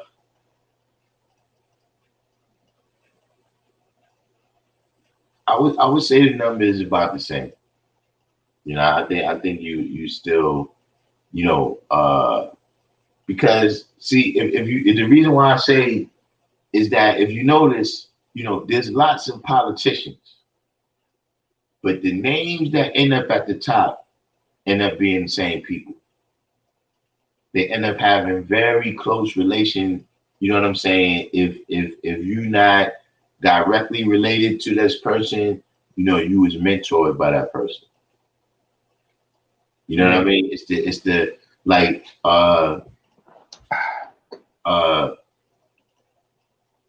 when you for instance, you know, how many times has Dick Cheney been a part of the federal government? Henry Kissinger, Donald Rumsfeld, you know, it's the same names, you know, George Bush, you know, other people who's really the shot callers. You know what I'm saying? A lot of the other ones are people that have been indoctrinated through training to believe certain things. When I say indoctrinated through training, I mean from their family life to the school system to their college professors, you know, into a kind of certain worldview, but they not really down. Like I've never seen it myself, but I've heard that there's a list, right? That if anything happened, like if it was a nuclear war or something, that if they had a spaceship that could take people out of space so they could be safe, that it's certain names of people that's already established to go on it. But say right now, you know, there was a nuclear war and certain people is going into the bunker so they can be safe. See, certain people, they not invited. You understand what I'm saying? You know, you just there that, you know, look, you know, that pet project you got that you want to maintain power with in your area. All right, we're going to help you make that go through, right? But we need you to vote for this war over here. You know what I'm saying? I think, you know, you still got that 85%. You know what I'm saying? You know, because everybody that you see at the top, they be highly, highly, highly connected. Like you from Cali, right? Yeah. All right, so you know about the Newsom family and the Davis family? No. Who is that? That's politics. No, not the Davis family. What was the last governor's name? Right now, I know his name is something Brown. Jim. No, it was the last one was Jim Brown, and then I know it was Terminator was German. He was the governor at one point. Nah, who was the dude that his father was the governor and then he was the governor? You got to be talking about Jim Brown. Jim Brown was the last. He was the last governor. I mean, been the governor. I know it was. I think it was Jim Brown because I was in the beast because I was in the belly. I was in the belly at one point, and I was telling him I'm finna write this. I'm finna write the governor. That's how I remember his name. It had to be Jim Brown. Nah, it's not Jim Brown. I don't know. Maybe I could have it wrong. I'm not like someplace, man. Nah, I'm not. You probably thinking of a different Jim Brown. I'm thinking this Jim Brown I'm talking about is a European cat. Gavin Newsom is the governor right now. It's all on the business in the chat. If he's still in the chat, ask him if Jim Brown all on the business. If you're still in the chat, can you make knowledge born about that, please? Because let me yeah, because Jim Brown seemed like a common name. We might be talking about like two separate people. Nah, man. I was hey, Jim but like when we were talking about the politicians, or whether or not there's like 10%, or whether they could be 5% or 85%. I was saying, with the 10%, you got some who add knowledge to the cipher and some who take knowledge from the cipher, though. This is what I'm saying. If you was to study the family, right, of Jerry Brown, who was the last governor before Gavin Newsom, and Gavin Newsom, their family is like intermarried. And they've been passing back control, you know what I'm saying? It's not just the governor, you know what I'm saying? They've been, attorney general, et cetera, in that state for decades. They've been just passing power back and forth between each other, right? Nancy Pelosi is married to a Newsom. She's from, I think, Baltimore. Her father was a cop. You see what I'm saying? So these people that you see at the top, you know what I'm saying? They always have all these different connections. You see what I mean? So that's the 10%. You know what I'm saying? Then you have a 5%, you know what I'm saying? But generally speaking, they the angel baby.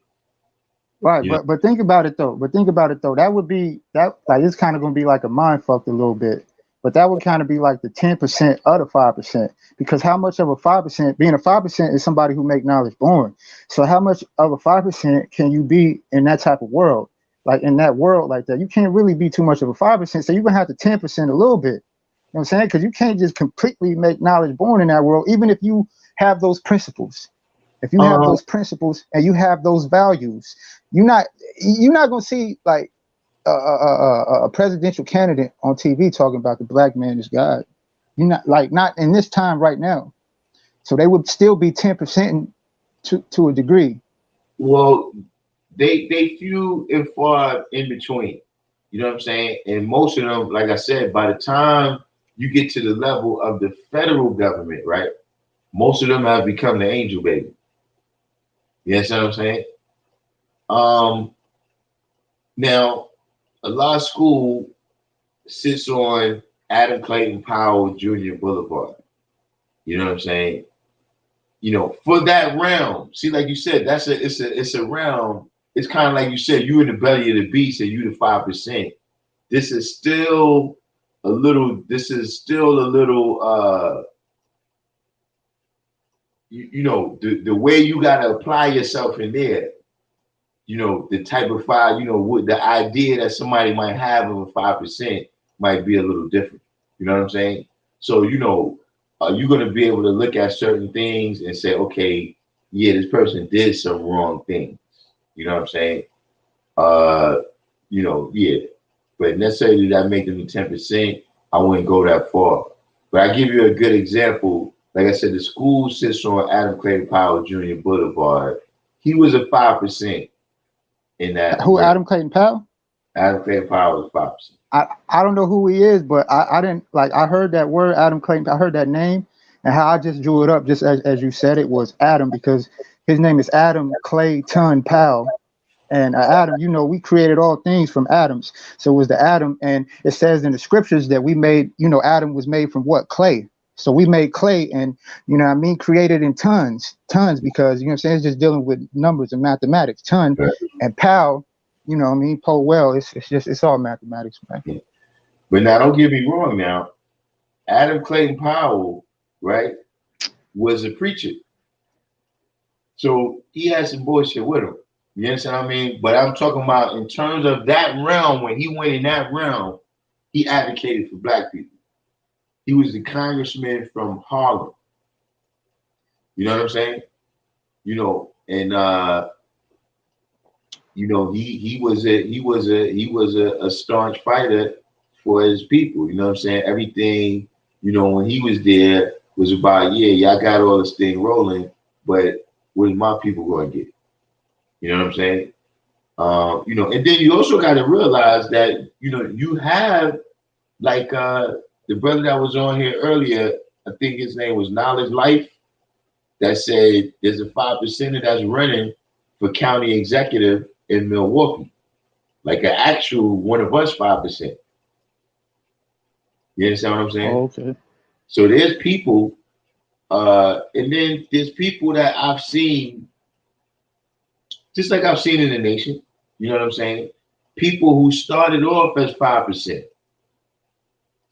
and somewhere down the line, for a few dollars more,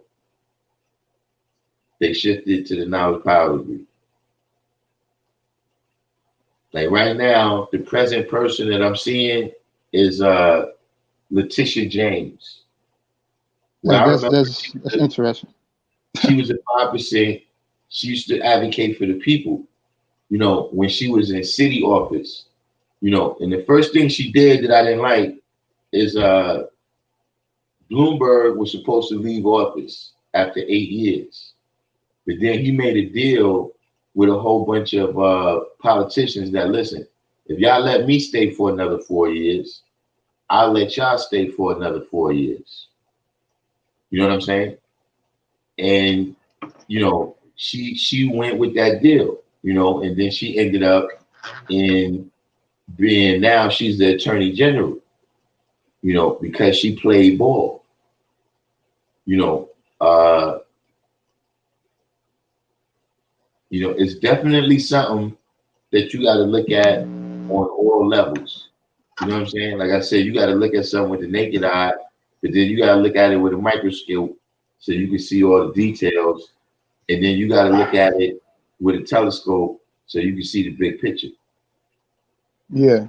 You know, when you're looking for who is the 5%, the 10%, and the 85% in politics, you know what I'm saying? Just the same way when you're walking around the street, you know what I'm saying? It's 5%, 10%, and 85%.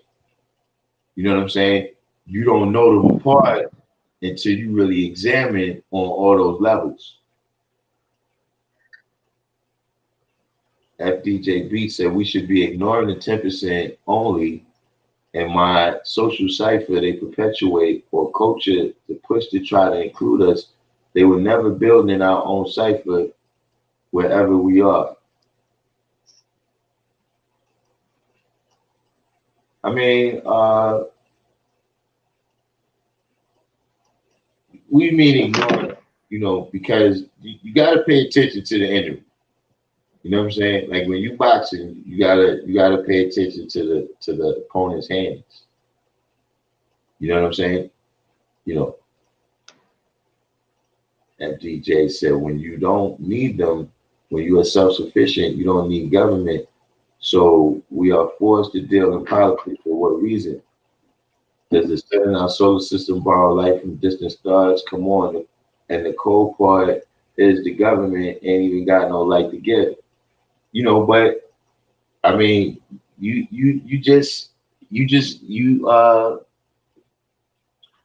know, you gave some life to the equality degree right there. Like you just expanded on the equality degree in the 1 in 36. You know, he likes the devil because the devil gives him nothing. You know, those few little handouts is enough to win the support and loyalty of you know, a lot of original people. Hey, did you say Adam Clayton Powell was at 5%? In the political realm, I'm saying he was a 5%, and that, you know, he was about helping the poor. You understand what I'm saying? Most of the politicians, they in there to provide benefits for the rich. You understand what I'm saying? You know, most of the government is designed to either enhance, you know, in this day and time, the government is designed to enhance or protect the wealth of the rich. You understand what I'm saying? You know, the American Revolution was about enhancing and protecting the wealth of the richest people in the colonies. You know what I'm saying? George Washington and Thomas Jefferson, was the richest two cats in Virginia. You know what I'm saying? A lot of them names, the Samuel Adams, et cetera, you know, those people was the richest, uh, those was the richest guys in the colonies. You know, taxation without representation, you know, they was losing money. They, you know, dudes was checking their trap and they wasn't feeling that. Yeah, I So had to ask that because you said he was a preacher after that. well, yeah, he was a preacher in regular life. You know what I mean? But like I said, you know, we talking about in that world. You guys said Pat Brown. I think Pat Brown was Jerry Brown's father. That's what I'm saying. They've been passing back power between the Brown family and the Newsom family for decades. See, ultimately, the people who end up in a lot of the top positions, the positions, you know, the shot callers, you know, they all connected. Luke Cage said he likes the devil because the devil gives him nothing, you know, aka the stimulus package. You know, these type of handouts is how they win the loyalty of different people. Nat Naqshbandi Islamic Order. Welcome to the live, Naqshbandi. Yeah, this is a classroom. We from should I just can I call you NIO? That's wild, right? Because we're more familiar with the NOI when we deal with Islamic orders, but you did NIO. And NOI also backwards is also ion, ION, ion. That's actually a word.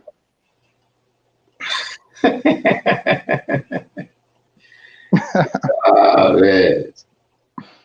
You know, yeah, but yeah, because now I mean, like I see what you're saying though. Like, I guess like a person can have certain qualities like you have because I think you built on that one day as well where you know a person might have qualities of being you know what I mean like certain qualities within the knowledge culture degree and certain qualities of somebody in the knowledge power degree and certain qualities of knowledge equality degree. So I mean you know and it can embody all of those qualities, not all of them but certain qualities within each of them simultaneously. You know what I'm saying? But me personally, I would personally rather embody every single quality within the knowledge equality degree. I'd rather embody those qualities all together, and the knowledge and you know what I mean, just completely don't even see myself within the knowledge power or the knowledge culture degree. Period, because I don't see myself at all in any of those degrees. Besides, as far as the knowledge culture degree, I might see myself as you know what I mean in BC times. You know what I mean before you know, BC times is what it tells you in the wisdom degree in the 1 to 14. BC means before Christ. You get what I'm saying? BC for me might mean something else, but I guess if you want to say it means before Christ, I would say, you know, before, because Christ, what means what? Messiah or something like that. So I guess before I seen the God within myself, I could see it like that. But other than that, I don't see myself in, as far as now, current times, I don't see myself in either one of those two degrees, knowledge culture or the knowledge power. I see myself only in the knowledge equality degree. And those are the only type of traits I want to embody. You know what I'm saying?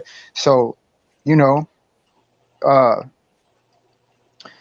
as far as like politics is concerned, you know, I would never even attempt to jump in that field, even if I felt I could flourish in that field, because I feel like in some way, and not only that, it's just like even when you're dealing with money, like if a person gets a lot of money, like some people don't need money. There's certain things some people don't need. Like, you know what I mean? Some people don't need to be rich because they're gonna kill themselves. You know, some people have addictive personalities, so you give them $1 million, they spend half of it on cocaine and end up ODing in a hotel or something like that. Mm-hmm. So there might be, you know, I just wouldn't want it. I'm not saying I couldn't handle it, but they probably kick me out anyway because I wouldn't fit. I wouldn't be able to blend in. I wouldn't be able to probably wouldn't be able to camouflage myself within that world. In a certain It world, takes it definitely takes a certain kind of person to, go in there. But what I'm saying, right, is you gotta realize that, just in terms of the definition you was given, in terms of there's 5%, 10%, and 85% and everything, right? See, there's 5%, 10%, and 85% of animals. Like some animals is scavengers, they bloodsuckers. You got some animals that hang around other animals just so they can get the scraps. hey, the crows and the goats is Like knowledge equality degree, man. times, what do we call a 10%? We call them a vulture. You understand what I mean? So no, I'm not saying that these people have supreme knowledge of self and we Right. comparing them to us. You understand what I mean? But that's what I mean. 85% the sheep. In the political realm, to me, a 5% is somebody who deal with the common people. Somebody who, you're not a poor righteous teacher in the way that we are, you know what I mean? But you advocate, you a poor righteous advocate. You understand what I'm saying? Yeah, in the animal world, the 5% is the crows, man. They the crows and the goats. The crows and the goats. Well, I would probably put Crows with the 7. 5% as me myself. The 5% is the predators.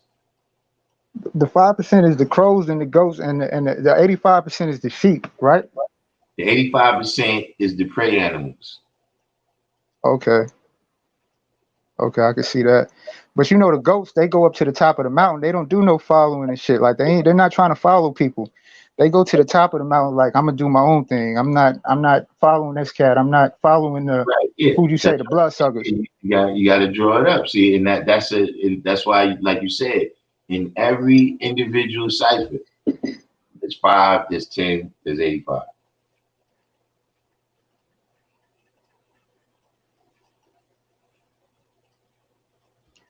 Yeah. But I wanted to deal with this right here. Yeah, Mr. 120, that's a whole other topic. Mr. 120 said most people who hit the lotto go broke. That's a funny topic, man. Like, have you ever seen one of those shows? Like, this is a sidebar, but have you ever seen one of those shows about what happened to different people that hit the lotto?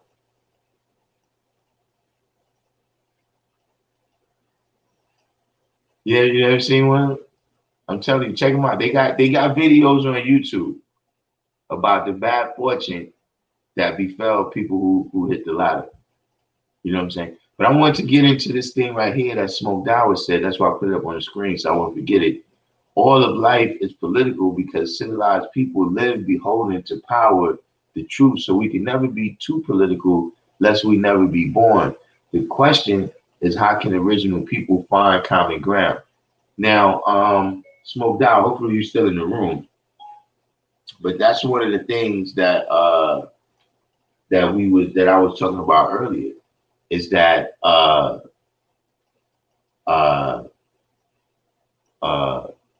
we do have the beginnings right now of political parties.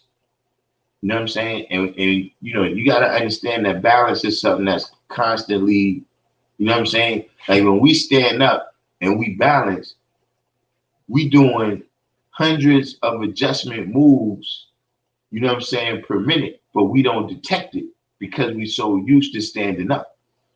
You understand what I'm saying? But if you watch a baby standing up, you will see all those movements. And see, as you get older, you think that you're not doing that no more, but you just become faster at reacting to it.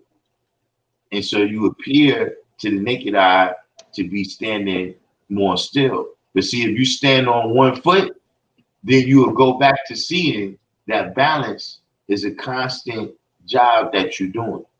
You understand what I'm saying?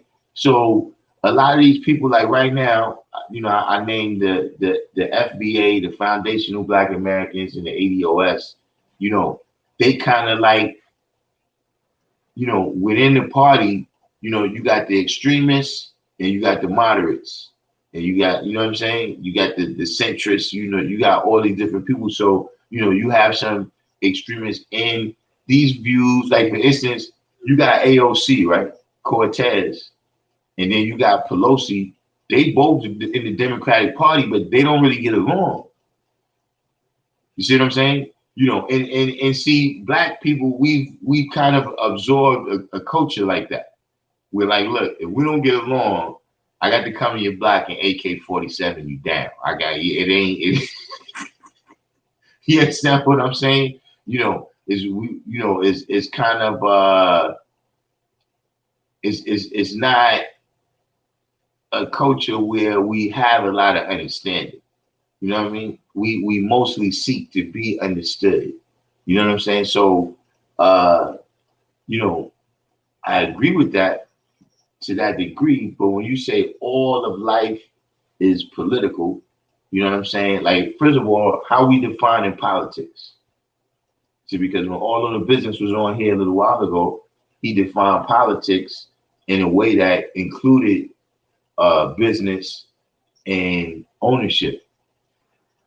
So how do you define political when you say all of life is political?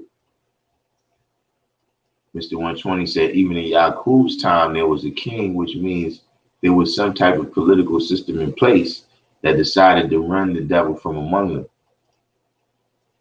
Well, politics at the end of the day is how resources can be allocated without people going to war.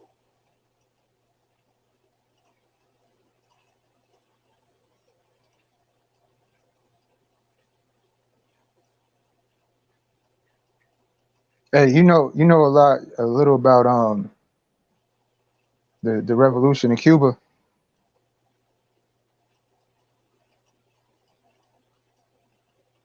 Do I know about it? Yeah. Okay, nah, because I just recently, if I cut off, that's because my phone was dead. I'm on 1%. Yeah, not like I've been doing the knowledge. I kind of did a little bit of knowledge to that right there, and Fidel and Che Guevara, and how they got the army together and overthrew Batista, and how they redistributed the wealth, and they basically tried to free the people out there, man. So what I'm saying is that was like, to me, that's like some type of a significant change.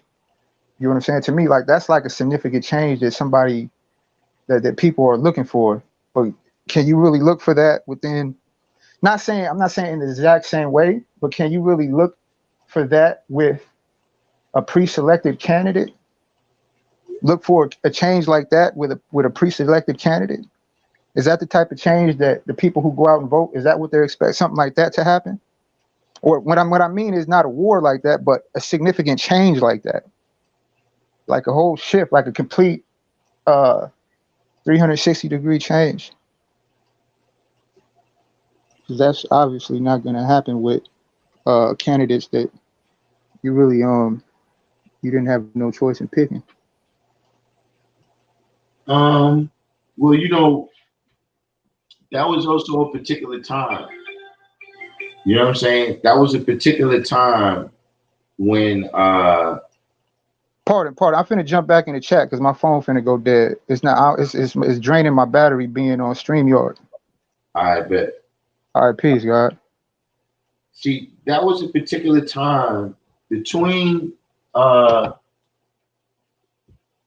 1945, right, in 1972 was a vulnerable time for the empires. You know what I'm saying? The Europeans, through their own devices in World War II, had smashed each other.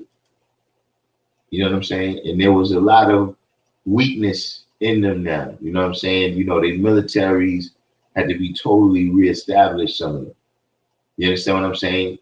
And so, dudes were able not just in Cuba, in Egypt, all over Africa, all over Asia, South America, a lot of countries was able to gain at least some measure,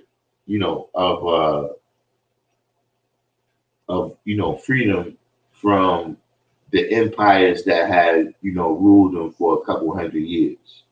You know what I'm saying? Um, Pretty much once you get into the 70s and the 80s, is when perfected they perfected their other means of control. You understand what I'm saying? Meaning, in the from 1400, right, to say from 1400 to 1935, right? It was mostly brute force.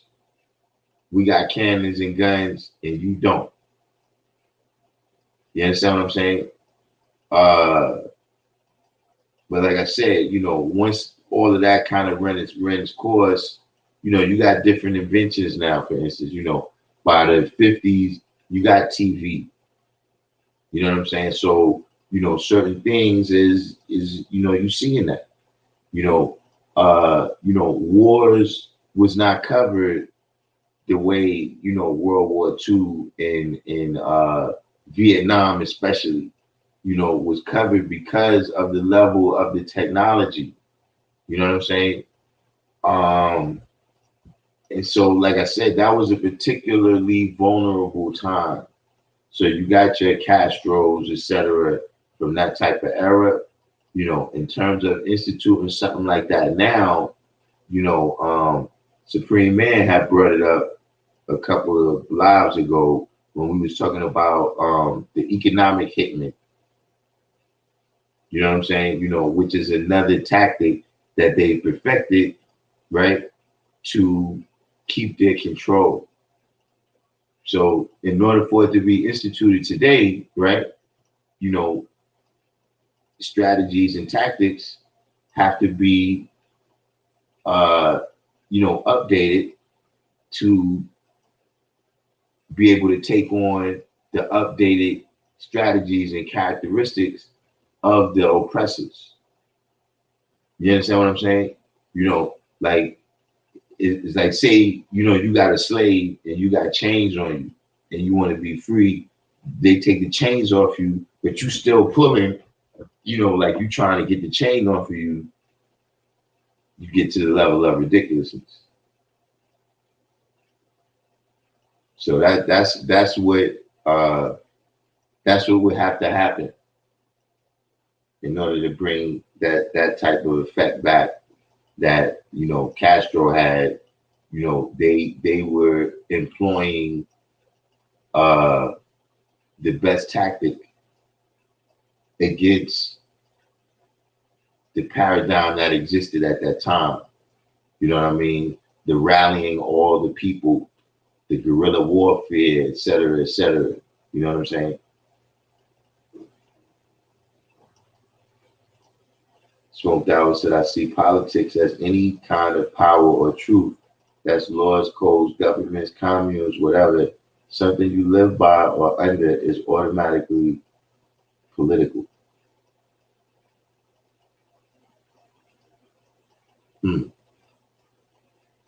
I think I need you to break that down a little bit more. So would you consider supreme mathematics to be politics?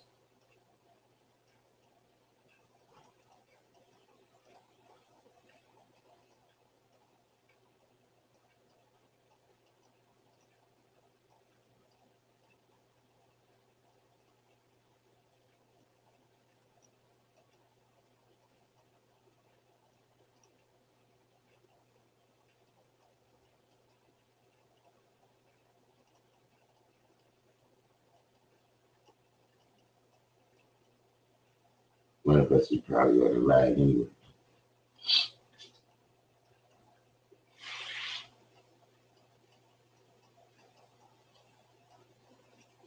And we've reached into the we usually do it. So you said absolutely you consider mathematics to be politics. I can't go out and have a ham sandwich and a quarter water tonight. That's politics.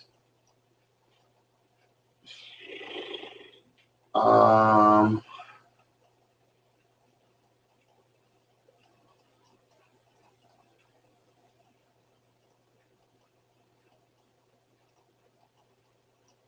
yeah, I don't know if I agree with that.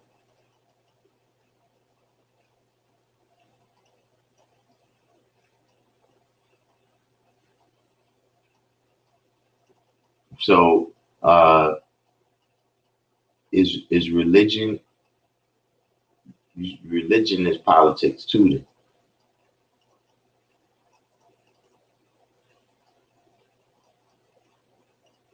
Me growing as a man is the political route that I've taken. Hmm. So religion is super politics.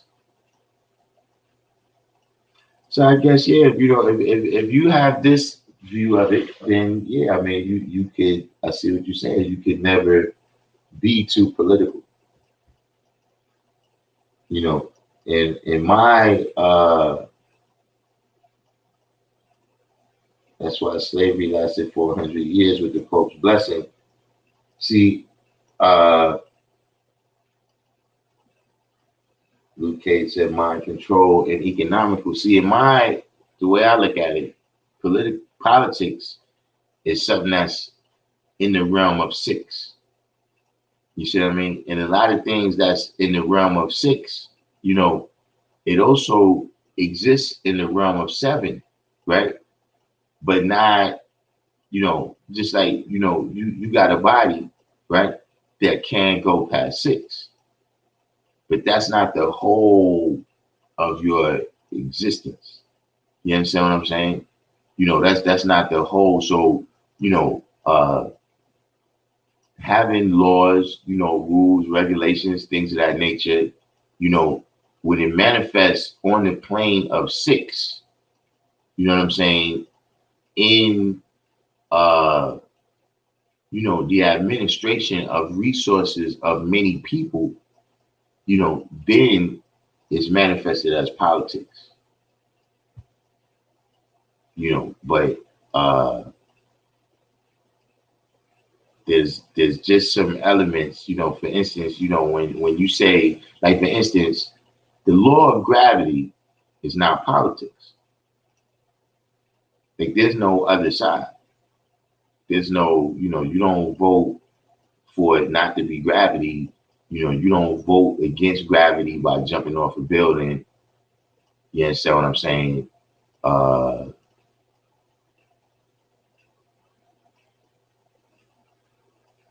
I think it's a little difference there. Mr. 120 said politics is what the dissatisfied use to deal with each other. Smoke Dower said being your individual constitutions, you mean like the void of society or anything outside of self. That's deep, but isn't the earth apolitical?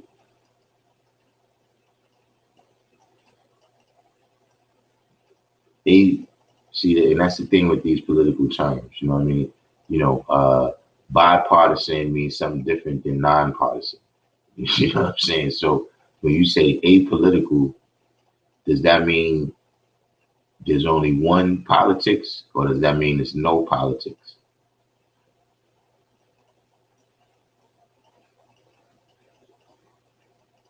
You say, because if I don't like gravity and slide off into the stratosphere, there's no gravity there, and I'm not beholden to that truth. Yeah, but you also not going to exist up there.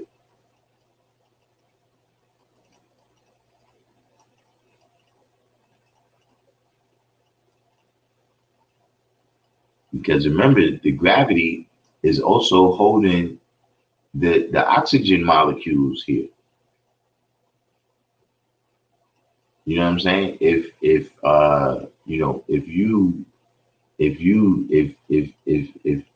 if there was no gravity, original man knowing all things made spacesuits. Okay, I still don't see the impact on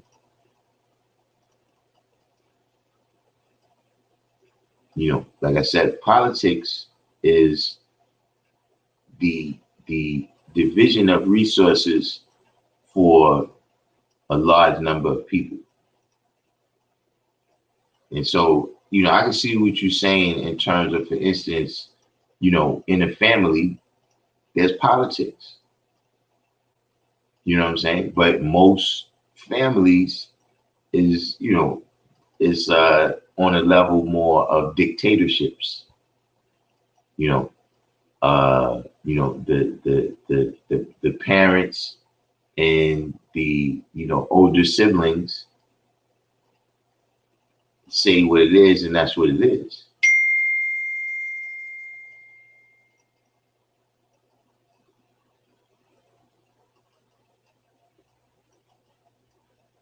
Consensus is one form of politics. But see, the politics either rises above the consensus because that's what leadership is sometimes. The consensus of the people, they might be in an emotional state, and not be prepared to make a move, but you as the leader, you got to keep your head on and direct the people to prosperity. He said that in a way, gravity is seemingly a political force that isn't beholden to a truth and therefore isn't political. It can be. I mean, it can be made political, for instance, rockets is something that overcomes gravity. And because certain individuals, certain countries, uh, you know, overcame that gravity before others, they're more powerful politically. So, things like I said, when you put them in the realm of six, they can, take on a political manifestation, but I wouldn't really put politics in the realm of seven. You know what I'm saying? I wouldn't put it, all throughout the universe because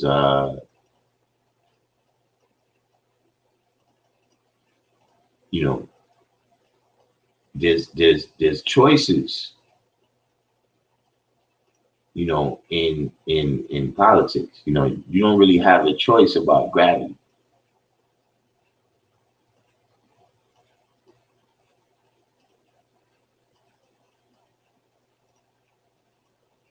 Even if you got a dictator, it's still a choice of what they're gonna rule on and how they're gonna rule. You know what I'm saying? Are you gonna go to war with that country or not? You know what I'm saying? You're gonna invest in this level of infrastructure or not.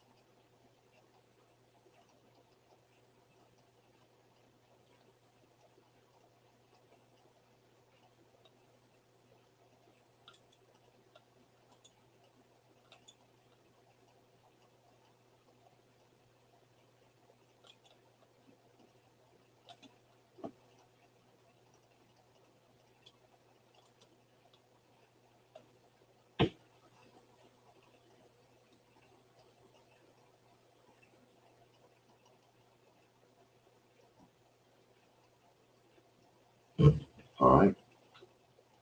So, yeah, we pretty far out there.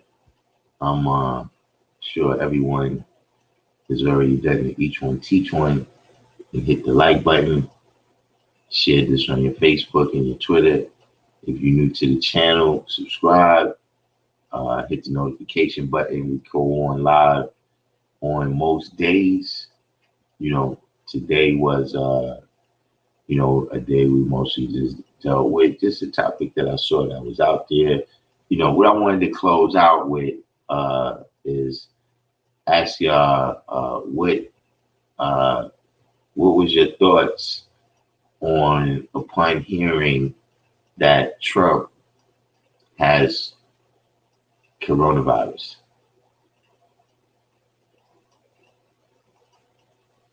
Again, something that is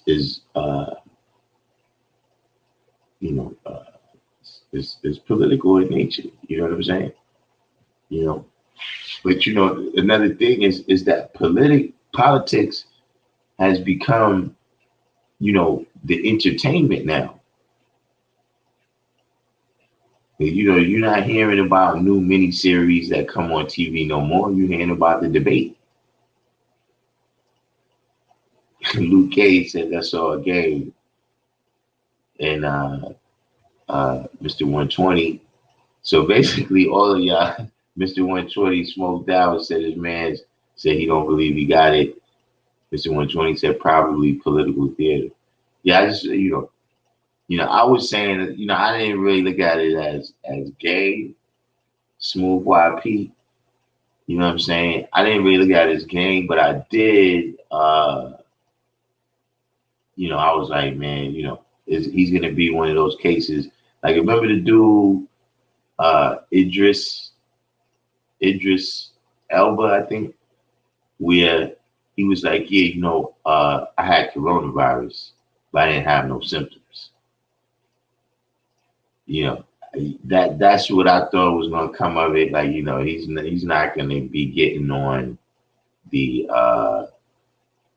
respirator and all this type of stuff. You know what I'm saying? But what I did look at though, right, is what impact is this gonna have, right, on the rulings that he makes concerning coronavirus, in terms of, will he be more likely now to send the country back into lockdown at the slightest little spike? Because one thing him, coming with this diagnosis at this time reminded me of, right, is, and this is like a small trivial thing, but I do recall when this happened,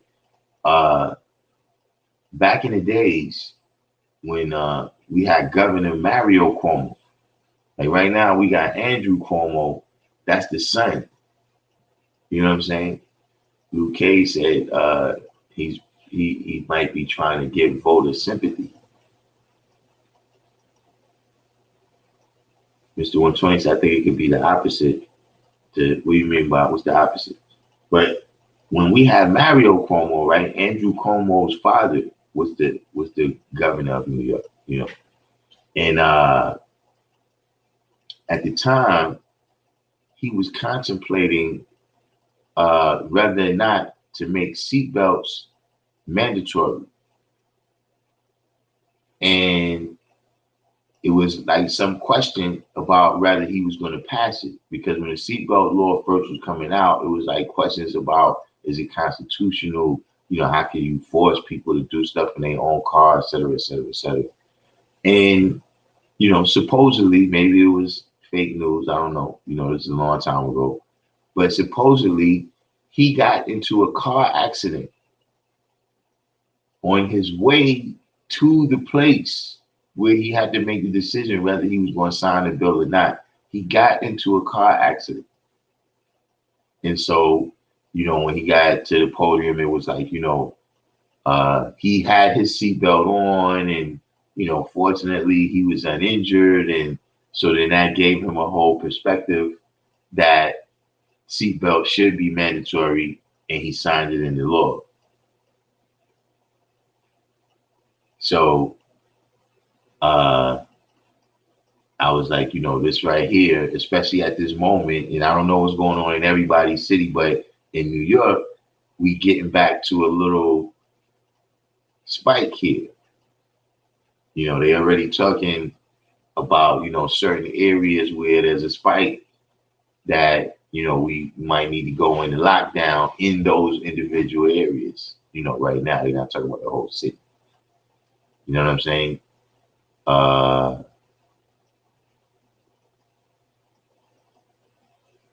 That's another good point you make right there. Mr. 120 said if he bounces back, now he can say that he had coronavirus and he knows what he's talking about, in terms of how bad it is, in terms of what medications you can take to, be cured of it. So, that's another possibility. That's why I asked, what's everybody's thoughts on it? Because that's another thing too, smoked out that, politics is that way where it's kind of the rabbit hole of that right there. It's these different decisions that we making and they not concrete like supreme mathematics or the law of gravity. If you attempt to defy the law of gravity, you will be hurt. That's it's not the same way where you like, well, what if we decided not to attack Japan in World War II? Or what if Napoleon never invaded Russia? See, it ain't no what if with gravity. It ain't no other side. So I phrase from the Providence plantations. Luque said only someone who doesn't know any better would believe that.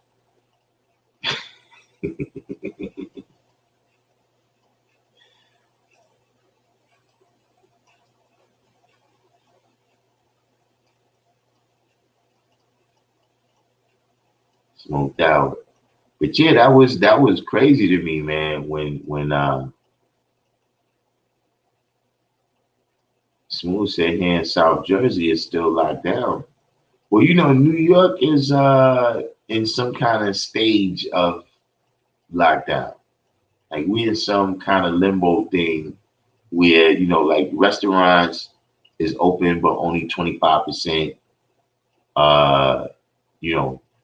I think the courts is still closed.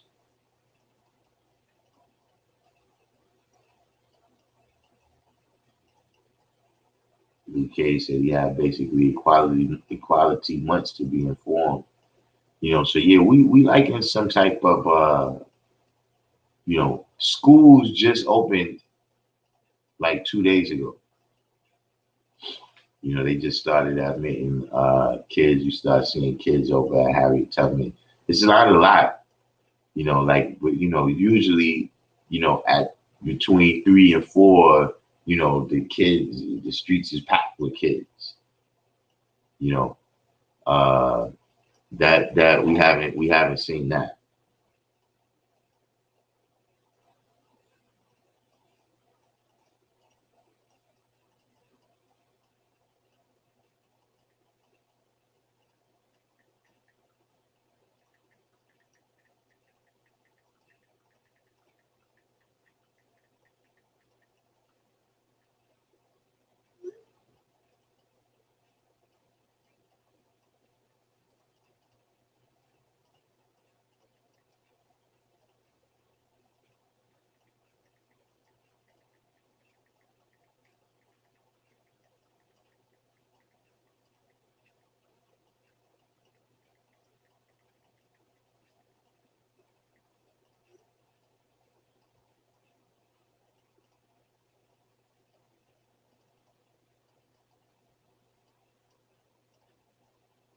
So we got any other questions out there in the room before we wind it down? Tomorrow's a new day.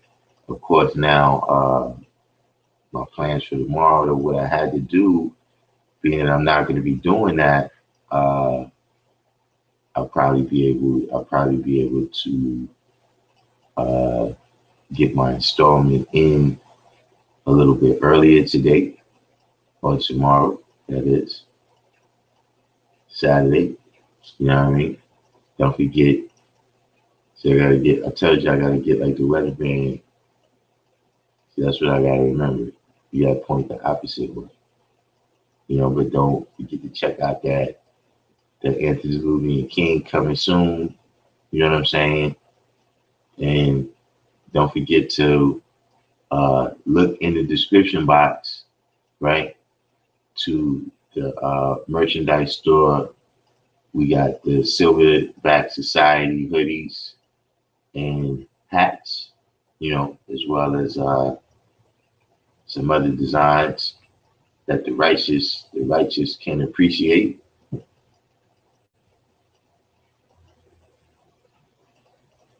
That's pretty much the next week that's coming up for me.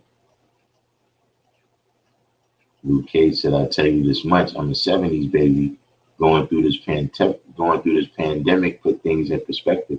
Yeah, I would have to say, really, the whole 2020, uh, you know, uh, the whole 2020 has just put a unique perspective. You know, uh, you know, life after this. You're gonna have to look at. Is there certain things that happen? Like Rodney King, where it's like that's a certain kind of prism. You know what I'm saying? Where you look at life through this like stained glass right here or something. You know what I'm saying? 2020 is something that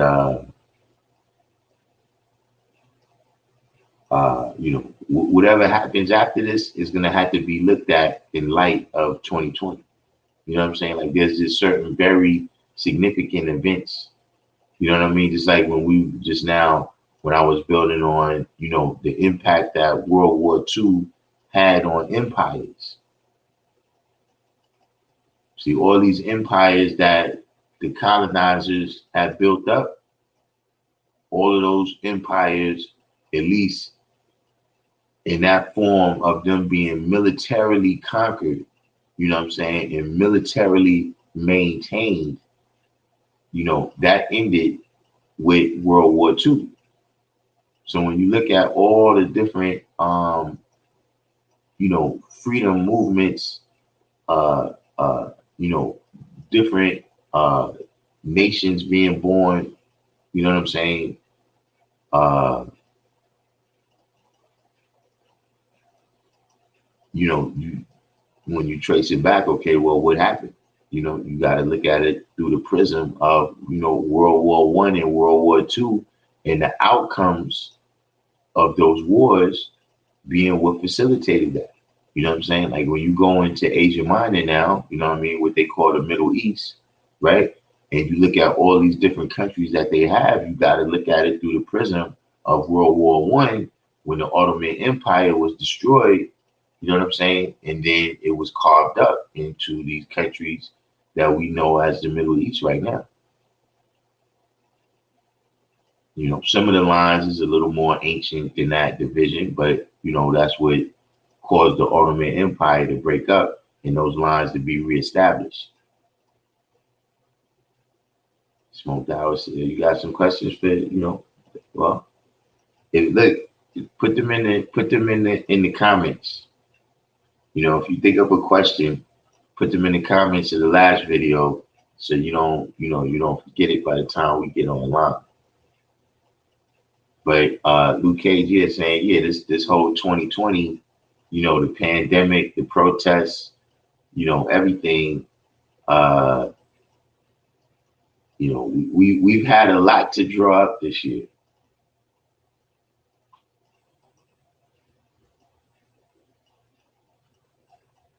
All right, Smoked Out. You have a question?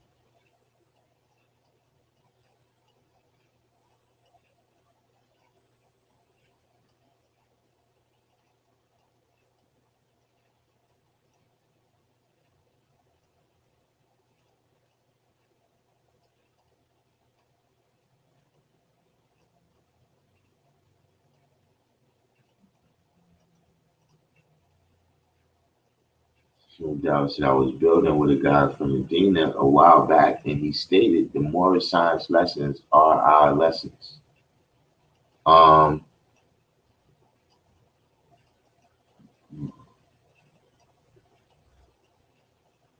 did he clarify that?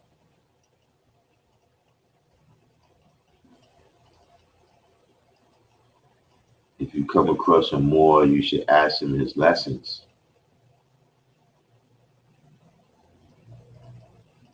You mean like 120? Supreme mathematics, supreme alphabet? What do you mean?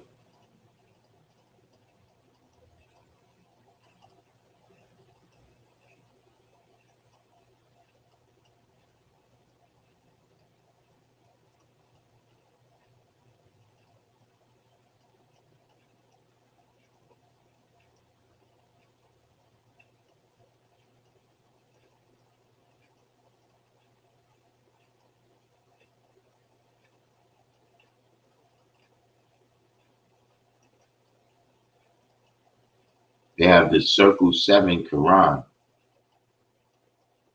The Moors have 101 keys. Born Love Allah Supreme says the Moors have 101 keys that I know of.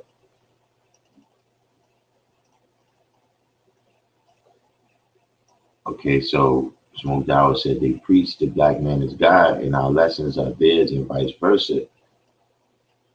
Wordsmith said they have different degrees. Mr. 120 said one of the Moorish lessons is can you see Allah? The answer is no. Well, then I would say that, in light of that, no, their lessons are not our lessons. If what Mr. 120 says here is true. I'm not familiar with, is anybody, because, we have a lot of people, from different nations that they come in the room and see because y'all are vicious haters, they don't speak because they know y'all. You know what I'm saying? So, just a question. If there's anybody that's Moorish that has just been doing the knowledge, do you have any insight on what the brother might mean? Or on face value, what I'm thinking is the brother is saying that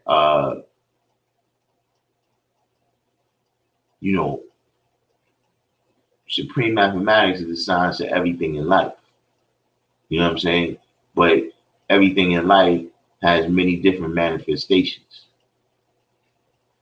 You understand what I'm saying? It's many different ways that uh, uh, reality is manifested all around us. You know what I mean? We got glass, we got metal, we got plastic.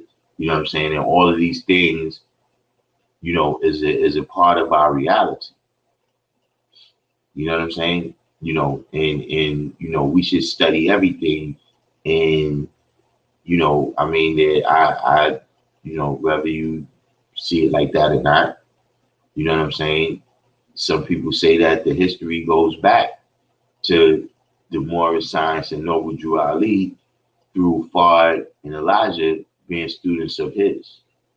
You know what I'm saying? This is one of the, hadiths or whatever. So perhaps, he means that, you know what I mean? Or, that we need to deal with a certain amount of, some degree of unification, maybe not in terms of us joining each other's nation, but in terms of, us sharing, knowledge, what have you accumulated, what have I accumulated? And, we put that together and see what the best part is. And then we both, go our way. He could admit that, but, their lessons is definitely, oh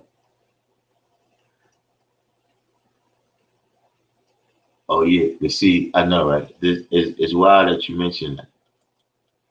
I just thought about that.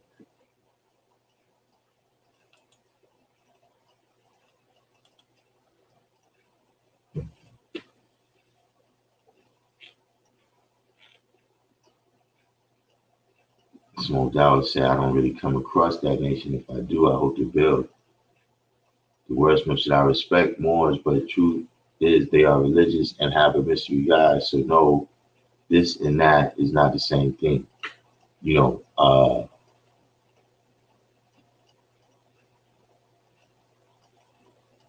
so, you know, I haven't, you know, that's not something that I've noticed,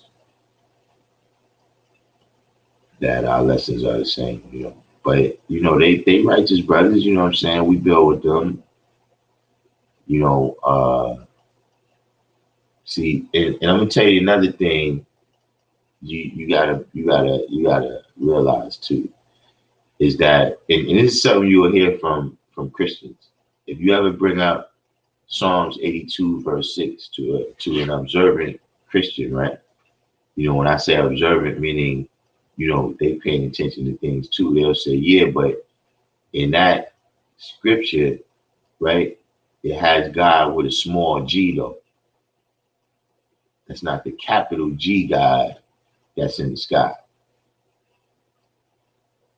And so, see, you will have a lot of people that they saying the black man is God, right? But they mean with a small G.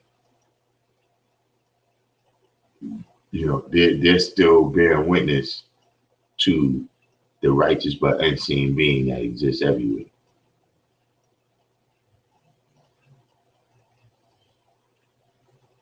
Mr. 120 said, Noble Drew Ali made the Asiatic signs born, and OI made the signs that God is man born, and the signs we deal with is that the Asiatic black man is God. You know, perhaps that's what he means. You know that's another aspect. You know, Noble Drew Ali was, uh, you know, in terms of the original, the black and brown seeds. Noble Drew Ali, you know, I can't think of anybody who was before him in introducing. You know, he introduced a lot of concepts that we deal with. You know, he was the first to introduce them. So it's possible that he's speaking about that too. But I wouldn't say we got the same lessons.